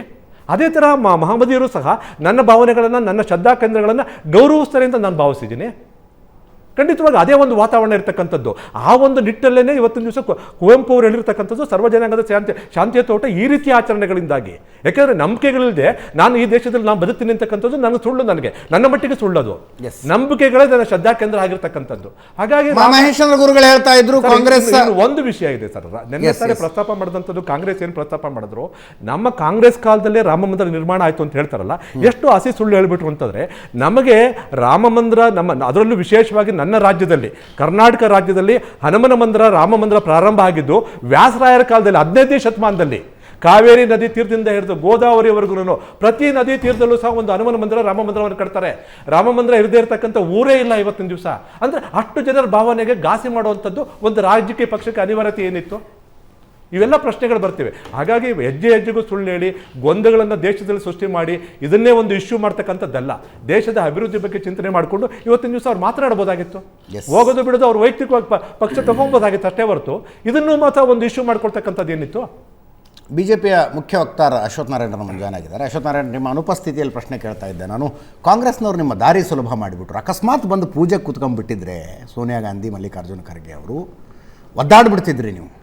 ಇಲ್ಲ, ಇದು ಮತ್ತೆ ಪ್ರೂವ್ ಮಾಡಬೇಕಾಗ್ತಿತ್ತು ಜನರ ಮುಂದೆ, ಮತ್ತೆ ಹೇಳಬೇಕಾಗಿತ್ತು, ಇವ್ರು ಚುನಾವಣೆ ಸಲುವಾಗಿ ಬಂದಿದ್ದಾರೆ, ಇವ್ರು ಹಿಂದೂ ವಿರೋಧಿಗಳು, ಇವ್ರು ಹಿಂಗೆ ಎಲ್ಲ ಹೇಳಬೇಕಾಗಿತ್ತು. ಈಗ ನೋಡಿ, ಕರೆದಿದ್ರು ಬರಲಿಲ್ಲ ಅಂತ ಹೇಳ್ಕೊಂಡು ಓಡಾಡ್ಬಿಡ್ತೀರಿ ನೀವು. ಸುಲಭ ಮಾಡಿದ್ರೆ ನಿಮಗೆ ಅಂತ. ಅಜಿತ್, ಕಳ್ಳನ ಮನಸ್ಸು ಉಳ್ಳುಳಿಗೆ ಅನ್ನಂಗೆ ಇದು ಗೊತ್ತಿರ್ತಕ್ಕಂಥದ್ದು. ಇದು ಕಾಂಗ್ರೆಸ್ಸಿನ ಮನಸ್ಥಿತಿ ಏನು ಅಂತ ಹೇಳಿ ಇದು ಇವತ್ತಲ್ಲ, ಬಿಟ್ಬಿಡಿ. ಇವತ್ತು BJP ಇದೆ, RSS ಇದೆ, VHP ಇದೆ, ನರೇಂದ್ರ ಮೋದಿ ಪ್ರೈಮ್ ಮಿನಿಸ್ಟರ್ ಇದ್ದಾರೆ, ಉತ್ತರ ಪ್ರದೇಶದಲ್ಲಿ BJP ಸರ್ಕಾರ ಇದೆ. ಸೋಮನಾಥನ ರಾಮ ಮಂದಿರ ಸೋಮನಾಥ ದೇವಾಲಯ ಉದ್ಘಾಟನೆ ಸಂದರ್ಭದಲ್ಲಿ BJP ಇತ್ತ, RSS ಇತ್ತ, VHP ಇತ್ತ. ಅವತ್ತು ನೆಹರು ಲೆಟ್ರ್ ಬರೀತಾರೆ, ಡಾಕ್ಟರ್ ಬಾಬಾ ರಾಜೇಂದ್ರ ಪ್ರಸಾದ್, ನೀವು ಇದು ದೇವಸ್ಥಾನ ಉದ್ಘಾಟನೆ ನೀವು ಹೋಗಬಾರ್ದು ಅಂತ ಪತ್ರ ಬರೀತಾರೆ. ಈ ಕಾಂಗ್ರೆಸ್ಸಿನ ಮನಸ್ಥಿತಿ ಇದೆಯಲ್ಲ, ಸತ್ಯ ಈಚೆ ಬಂತು ಇವತ್ತು ಏನು ಅಂತೇಳಿ. ಇದೊಂದೇ ಅಲ್ಲ ನೋಡಿ, G20 ಮೀಟಿಂಗಿಗೆ ಹೋಗೋದಿಲ್ಲ ಇವರು ಮುಖ್ಯಮಂತ್ರಿಗಳು, ರಾಷ್ಟ್ರಪತಿಯವರು ಔತಣಕೂಟಕ್ಕೆ ಕರೆದ್ರು ಹೋಗೋದಿಲ್ಲ. ಎಂಥ ಮನಸ್ಥಿತಿ ಇದೆ ಅಂತೇಳಿದ್ರೆ, ಇಲ್ಲಿ ಈ AICC ಅಧ್ಯಕ್ಷ ಒಬ್ಬ, ಈ ರಾಷ್ಟ್ರದಲ್ಲಿ AICC ಅಧ್ಯಕ್ಷ ಒಬ್ಬರು ದಲಿತರನ್ನ ಈ ಬಾರಿ ಅವರು ಅಧ್ಯಕ್ಷನ್ ಮಾಡಿದರು. ಅವ್ರಿಗೆ ಇನ್ವಿಟೇಷನ್ ಇದೆ, ಸೋನಿಯಾ ಗಾಂಧಿಗೆ ಇನ್ವಿಟೇಷನ್ ಇದೆ, ಅಧೀರ್ ರಂಜನ್ ಚೌಧರಿಗೆ ಇನ್ವಿಟೇಷನ್ ಇದೆ, ರಾಹುಲ್ ಗಾಂಧಿಗೆ ಇನ್ವಿಟೇಷನ್ ಇಲ್ವಲ್ಲ? ಆ ಮನಸ್ಥಿತಿನಲ್ಲಿ ಅವ್ರಿಗೆ ಖರ್ಗೆ ಈ ಕಾರ್ಯಕ್ರಮಕ್ಕೆ ಹೋಗಬಾರ್ದು, ಅವ್ರಿಗೆ ಖರ್ಗೆ ಈ ಕಾರ್ಯಕ್ರಮಕ್ಕೆ ಹೋಗಬಾರ್ದು, ಅವ್ರಿಗೆ ಖರ್ಗೆ ಹೋಗ್ಲಿಕ್ಕೆ ಇಷ್ಟ ಇದ್ರೂ ಸಹ ಖರ್ಗೆ ಹೋಗಬಾರ್ದು ಅವ್ರಿಗೆ. ಕಾಂಗ್ರೆಸ್ಸಿನ ಮನಸ್ಥಿತಿ ಈ ಥರ ಇದೆ. ಹೋಗ್ಬೋದಾಗಿತ್ತಲ್ಲ ಸರ್, ಎಂಥ ಕಾರ್ಯಕ್ರಮ ಇದು? ಒಂದು ಹೆಸರು ಉಳ್ಕೊಳ್ಳೋದಲ್ಲ, ನಾನು ಈ ಕಾರ್ಯಕ್ರಮದಲ್ಲಿ ಭಾಗವಹಿಸಿದೆ, ನಮ್ಮ ಪಾರ್ಟಿನೂ ಭಾಗವಹಿಸಿತ್ತು, ನಾವು ಈ ಕಾರ್ಯಕ್ರಮದಲ್ಲಿ ಭಾಗಿಯಾಗಿದ್ವಿ. ಹಳ್ಳಿಲು ಮರಳೆತ್ಕೊಂಡಾಗ ಹಾಕುತ್ತೆ ಸರ್ ಸೇತುವೆ ಕಟ್ಟುವಾಗ. ಕಾಂಗ್ರೆಸ್ ಅವರು ಅದೊಂದು ಎಷ್ಟು ಉಳಿಸ್ಕೋಬೋದಾಗಿತ್ತಲ್ಲ ಇವತ್ತು. ಕಾಂಗ್ರೆಸ್ ಮೇಲೆ ಪ್ರೀತಿಯಿಂದ ಹೇಳ್ತಾ ಇದ್ದೀರೋ ಅಥವಾ ಇಲ್ಲ, ಈಗ ನಿರ್ಧಾರ ತಗೊಂಡಿದ್ದಕ್ಕೆ ಬರ್ತಾ ಇರೋದು ಇದು. ಅಕಸ್ಮಾತ್ ಬರ್ತೀವಿ ಅಂದ್ಬಿಟ್ಟಿದ್ರು ಬರ್ತೀವಿ ಅಂದ್ರೆ ಸರ್ ಒದ್ದಾಡ್ಬಿಡ್ತಿದ್ರಿ ನೀವು. ಕಾಂಗ್ರೆಸ್ ಸರ್, ಇವಾಗ ನಿನ್ನೆ- ಅಂತ ಸರ್ ನಿನ್ನೆ ಹರ್ದೀಪ್ ಸಿಂಗ್ ಪುರಿ ಅವರು ನಮ್ಮ ಕೇಂದ್ರ ಸಚಿವರು ಬಂದಿರು, ನಿಮ್ಮ ಪತ್ರಕರ್ತರು ಕೇಳರು, ರಾಮಲಿಂಗಾರೆಡ್ಡಿ ಅವರು ರಾಜ್ಯ ಸರ್ಕಾರ 35,000 ದೇವಸ್ಥಾನಗಳಲ್ಲಿ ಪೂಜೆಗೆ ಅವತ್ತು ಅವಕಾಶ ಮಾಡಿಕೊಟ್ಟಿದ್ದಿಲ್ಲ, ನಾವು ಸ್ವಾಗತ ಮಾಡ್ತೀವಿ ಅಂತ ಹೇಳಿದ್ರು. ಒಳ್ಳೆ ಕಾರ್ಯಕ್ರಮ ಮಾಡಬೇಕು, ಇಂಥದ್ದು ಭಾಗಿಯಾಗಬೇಕು ಅಂತ ಹೇಳಿದ್ವಿ. ಅಯ್ಯೋ ಯಾಕೆ ಮಾಡ್ತಾ ಇದ್ದಾರೆ, ಹಂಗಿದ್ಮೇಲೆ ಕಾಂಗ್ರೆಸ್ಸಿನ ಮನಸ್ಥಿತಿ ಬದಲಾಗೋಯ್ತಾ, ಹೌದಾ ಅಂತ ನಾವೇನು ಹೇಳಲಿಲ್ಲ ಅವ್ರಿಗೆ. ಮಾಡಬೇಕು, ಮಾಡಿ ಒಳ್ಳೇದು ಅಂತ ಹೇಳಿದ್ವಿ. ಸರ್, ಈ ಕಾಂಗ್ರೆಸ್ ಇವತ್ತಲ್ಲ, ಸೋಮನಾಥನ್ ದೇವಾಲಯ ಉದ್ಘಾಟನೆ ಆಗುವಾಗ RS, VHP, BJP ಯಾವುದೂ ಇರಲಿಲ್ವಲ್ಲ, ನರೇಂದ್ರ ಮೋದಿ ಇರಲಿಲ್ವಲ್ಲ. ಅವತ್ತಿನ ಮನಸ್ಥಿತಿನೂ ಇವ್ರದ್ದು ಇದೇ ರೀತಿ ಇತ್ತು, ಇವತ್ತು ಅದೇ ಇದೆ ಇವ್ರಿಗೆ. ಇನ್ನೊಂದು ಕಡೆ ಸರ್, ಇವರು 22ನೇ ತಾರೀಕು ಪ್ರಾಣ ಪ್ರತಿಷ್ಠಾಪನೆ ಆಗುತ್ತೆ ಅನ್ನತಕ್ಕಂಥದ್ದು 2-3 ತಿಂಗಳಿಂದ ಸುದ್ದಿ ಇತ್ತು ಸರ್. ಆ ಕಾರ್ಯಕ್ರಮ ಗೊತ್ತಿದ್ದು ಭಾರತ್ ಜೋಡೋ ಯಾತ್ರೆ ಇಟ್ಟು ರಾಹುಲ್ ಗಾಂಧಿ ಫಿಕ್ಸ್ ಮಾಡ್ಕೊಳ್ತಾರೆ. ನೀವು ಕರೆದಿಲ್ರಿ ಅವ್ರನ್ನ, ಇನ್ನೇನು ಮಾಡಬೇಕು? ಅವಾಗ ಇನ್ನೂ ಇನ್ವಿಟೇಷನ್ ಪ್ರಾರಂಭ ಆಗಿರಲಿಲ್ಲ. ನೀವು ಇನ್ವಿಟೇಷನ್ ಅವ್ರಿಗೆ ಕೊಡ್ಲಿಲ್ಲ. ಯಾವಾಗ ಕೊಡ್ಲಿಲ್ಲ ಅಂದ್ರೆ ಆ ಟೈಮ್ನಲ್ಲಿ ಏನು ಮಾಡ್ಬೇಕು ಪಾಪ ಅವರು? ಅಲ್ಲಲ್ಲ, ಯಾತ್ರೆ ಮಾಡ್ತಾರೆ. ಮಲ್ಲಿಕಾರ್ಜುನ ಖರ್ಗೆ ಕಳ್ಸಕ್ಕೆ ಏನು ಕಷ್ಟ ಅವ್ರಿಗೆ? ಮಲ್ಲಿಕಾರ್ಜುನ ಖರ್ಗೆ ಹೋಗ್ಲಿಕ್ಕೆ ಕಳಿಸಿ ನೀವು ಓಟ್ ಬನ್ನಿ ಅಂತ ಹೇಳಲಿಕ್ಕೆ ಏನು ಕಷ್ಟ ಆಗಿತ್ತು ಸರ್? ಇಂಥ ಮನಸ್ಥಿತಿನೇ ಕಾಂಗ್ರೆಸ್ ಅವರು. ಒಬ್ಬ ದಲಿತನ ತೋರಿಸ್ಕೊಳ್ಳಿಕ್ಕೋಸ್ಕರ, ಓಟ್ಗೋಸ್ಕರ ಅಧ್ಯಕ್ಷನ ಮಾಡಿ ಕುಂಡ್ರಿಸ್ಕೊಂಡು ಇಂಥ ಚಟುವಟಿಕೆಗಳಿಗೆ, ಧಾರ್ಮಿಕ ಕಾರ್ಯಕ್ರಮಕ್ಕೆ ಹೋಗಬಾರ್ದು. ಅವ್ರು ಹೋದ್ರೆ ಅಂದರೆ ರಾಹುಲ್ ಗಾಂಧಿ ಇದ್ರೆ ಮಾತ್ರಕ್ಕೆ ಈ ಕಾರ್ಯಕ್ರಮಕ್ಕೆ ಹೋಗ್ಬೇಕಿಲ್ದ್ರೆ ಹೋಗಬಾರ್ದು ಅಂತನಾ? ನೀವು ಆನಂದ ತುಂದಿಲ್ಲರಾಗಿದ್ದೀರಿ, ಗೊತ್ತಾಗ್ತಿದೆ ನಮಗೆ. ಆ ಥರ ಇಲ್ಲ ಸರ್, ಆನಂದ ತುಂದಿಲ್ಲ ಅಂತಲ್ಲ. ಬಿಟ್ಟಿದ್ರೆ ಇದೇ ನೀವು G20 ಮೀಟಿಂಗಲ್ಲಿ ಔತಣಕೂಟಕ್ಕೆ ಕರೆದಾಗ ಕಾಂಗ್ರೆಸ್ಸಿನ ಕೆಲವು ಮುಖ್ಯಮಂತ್ರಿಗಳು ಭಾಗವಹಿಸಿದ್ರು, ಮಮತಾ ಬ್ಯಾನರ್ಜಿ ಭಾಗವಹಿಸಿದ್ರು. ಇಲ್ಲಿ ಸಿದ್ದರಾಮಯ್ಯನವರು ಹೋಗ್ಲಿಕ್ಕೆ ಕಷ್ಟ ಆಗೋಗ್ಬಿಟ್ಟಿತ್ತು ಇವ್ರಿಗೆ. ಅಂದರೆ ಇವರ ಮನಸ್ಥಿತಿ ಏನಾಗಿದೆ ಅನ್ನೋಂಥದ್ದು ಇವತ್ತು ಸಂಪೂರ್ಣವಾಗಿ ಅರ್ಥ ಆಯ್ತು. ಜಗತ್ತು ತಿರುಗಿ ನೋಡ್ತಾ ಇದೆ ಸರ್. ರಾಮ ಮಂದಿರದ ಉದ್ಘಾಟನೆನ ಟೈಮ್ ಸ್ಕ್ವೇರಲ್ಲಿ ಡಿಸ್ಪ್ಲೇ ಆಗ್ತಾ ಇದೆ. US ಟೈಮ್ ಸ್ಕ್ವೇರಲ್ಲಿ, ನ್ಯೂಯಾರ್ಕ್ನ ಟೈಮ್ ಸ್ಕ್ವೇರಲ್ಲಿ ಡಿಸ್ಪ್ಲೇ ಆಗ್ತಾ ಇದೆ. ಇದನ್ನು ಇವ್ರ ಕೈ ತಡ್ಕೊಳ್ಳಿಕ್ಕೆ ಆಗ್ತಾ ಇಲ್ಲ ಕಾಂಗ್ರೆಸ್ನವ್ರಿಗೆ. ಅವರು ಸ್ಪಷ್ಟವಾಗಿ ಹೇಳ್ತಾರೆ, ಇದು RSS BJPಯ ಕಾರ್ಯಕ್ರಮ. ಇದು ಸರ್, ಅಪೂರ್ಣ ಮಂದಿರವನ್ನು ಎಲೆಕ್ಷನ್ ಅನ್ನೇ ಗಮನದಲ್ಲಿ ಇಟ್ಕೊಂಡು ನೀವು ಉದ್ಘಾಟನೆ ಮಾಡ್ತಿರುವಾಗ ಸರ್, ಇದು ನಿಮ್ಮ New York election campaign is kick starting from that. ನಿಮ್ಮ ಚುನಾವಣಾ ಪ್ರಚಾರ ಸ್ಟಾರ್ಟ್ ಆಗ್ತಾ ಇರೋದು ಸಾರ್ವಜನಿಕರ ದುಡ್ಡಿನಲ್ಲಿ ಕಟ್ಟಿರ್ತಕ್ಕಂಥ ದೇವಸ್ಥಾನ, ಸರ್ಕಾರ ದುಡ್ಡಲ್ಲಿ ಕಟ್ಟಿರ್ತಕ್ಕಂಥ ದೇವಸ್ಥಾನ ಅಲ್ಲ ಇದು. ಸುಮ್ಮನೆ ಏನೇನೋ ಮಾತಾಡ್ತಾರೆ. ಅಪೂರ್ಣಕ್ಕೆ ಇತಿಹಾಸದಲ್ಲಿ ಒಂದಿದೆ ಸರ್. ನಮ್ಮ ದೇಶದ ಯಾವುದೇ ಮಂದಿರಗಳು ತಗೊಳ್ಳಿ, ದೇವಸ್ಥಾನಗಳು ತಗೊಳ್ಳಿ, ಇವತ್ತಿನ ದಿವಸ ಅವರು ಒಬ್ಬ ರಾಜನ ಕಾಲದಲ್ಲಿ ಪ್ರಾರಂಭ ಆದರೆ ಅವನ ಮೊಮ್ಮಗನ ಕಾಲದಲ್ಲಿ ಸಂಪೂರ್ಣ ಆಗಿರ್ತದೆ. ಯಾವಾಗ ಗರ್ಭಗುಡಿ ಆಗುತ್ತೋ, ಗರ್ಭಗುಡಿನಲ್ಲಿ ಪ್ರಾಣ ಪ್ರತಿಷ್ಠಾಪನೆ ಮಾಡಿ ನಂತರ ಇದು ಸಭಾ ಮಂಟಪ ಇರ್ಬೋದು, ನಾಟ್ಯ ಮಂಟಪ ಇರ್ಬೋದು, ಬೇರೆ ಬೇರೆ ಮಂಟಪಗಳನ್ನು ಕಲ್ಯಾಣ ಇರ್ಬೋದು, ಈ ಥರ ಬೇರೆ ಬೇರೆ ಮಂಟಪಗಳು ಮೊಮ್ಮಗನ ಕಾಲದಲ್ಲಿ ಆಗಿರ್ತವೆ. ಹಾಗಾಗಿ ಖಂಡಿತವಾಗಿ ಈ ಮಾತನ್ನು ಅವ್ರು ಹೇಳೋಗಿಲ್ಲ. ಈ ಮಾತು ಕಾಂಗ್ರೆಸ್ ಅವರು ಹೇಳಬಾರ್ದಾಗಿತ್ತು. ಆ್ಯಕ್ಚುಲಿಗೆ ನಮ್ಮ ದೇಶದ ಚರಿತ್ರೆ ತಗೊಳ್ಳಿ, ದೇವಸ್ಥಾನಗಳು ಯಾವ ರೀತಿ ನಿರ್ಮಾಣ ಆಗಿದೆ, ಮಧುರೆ ಯಾವ ರೀತಿ ಆಯಿತು, ನಮ್ಮಲ್ಲಿ ಬೇಡಿ, ನಮ್ಮ ಹಂಪಿಯಲ್ಲಿ ಯಾವ ರೀತಿ ಆಯಿತು ವಿರೂಪಾಕ್ಷ ಮಂದಿರ, ಗರ್ಭಗುಡಿಯಲ್ಲಿ ಪ್ರಾಣ ಪ್ರತಿಷ್ಠಾಪನೆ ಆದಮೇಲೆ ಎಷ್ಟು ಭಾಗಗಳು ನಿರ್ಮಾಣ ಆಯಿತು, ಬೇರೆ ಬೇರೆ ರಾಜ್ಯಗಳು ಬಂದು ನಿರ್ಮಾಣ ಮಾಡ್ತಾರೆ. ಹಾಗಾಗಿ ಅಸತ್ಯವನ್ನು ಹೇಳಬಾರ್ದು ನಾವು ಈ ಸಂದರ್ಭದಲ್ಲಿ, ಸತ್ಯ ಮಾತಾಡೋಣ. ಸರ್, ಬೆಂಗಳೂರಲ್ಲಿ ವಿಧಾನಸೌಧ ನಿರ್ಮಾಣ ಆಗಿತ್ತು, ವಿಜಯದಶಮಿ ದಿನ ಉದ್ಘಾಟನೆ ಮಾಡಬೇಕು ಅಂತೇಳಿ ಕೆಂಗಲ್ ಮಂತ್ರಿಯವರು ವೆಯ್ಟ್ ಮಾಡ್ಕೊಂಡು ಕೂತ್ಕೊಂಡ್ರು.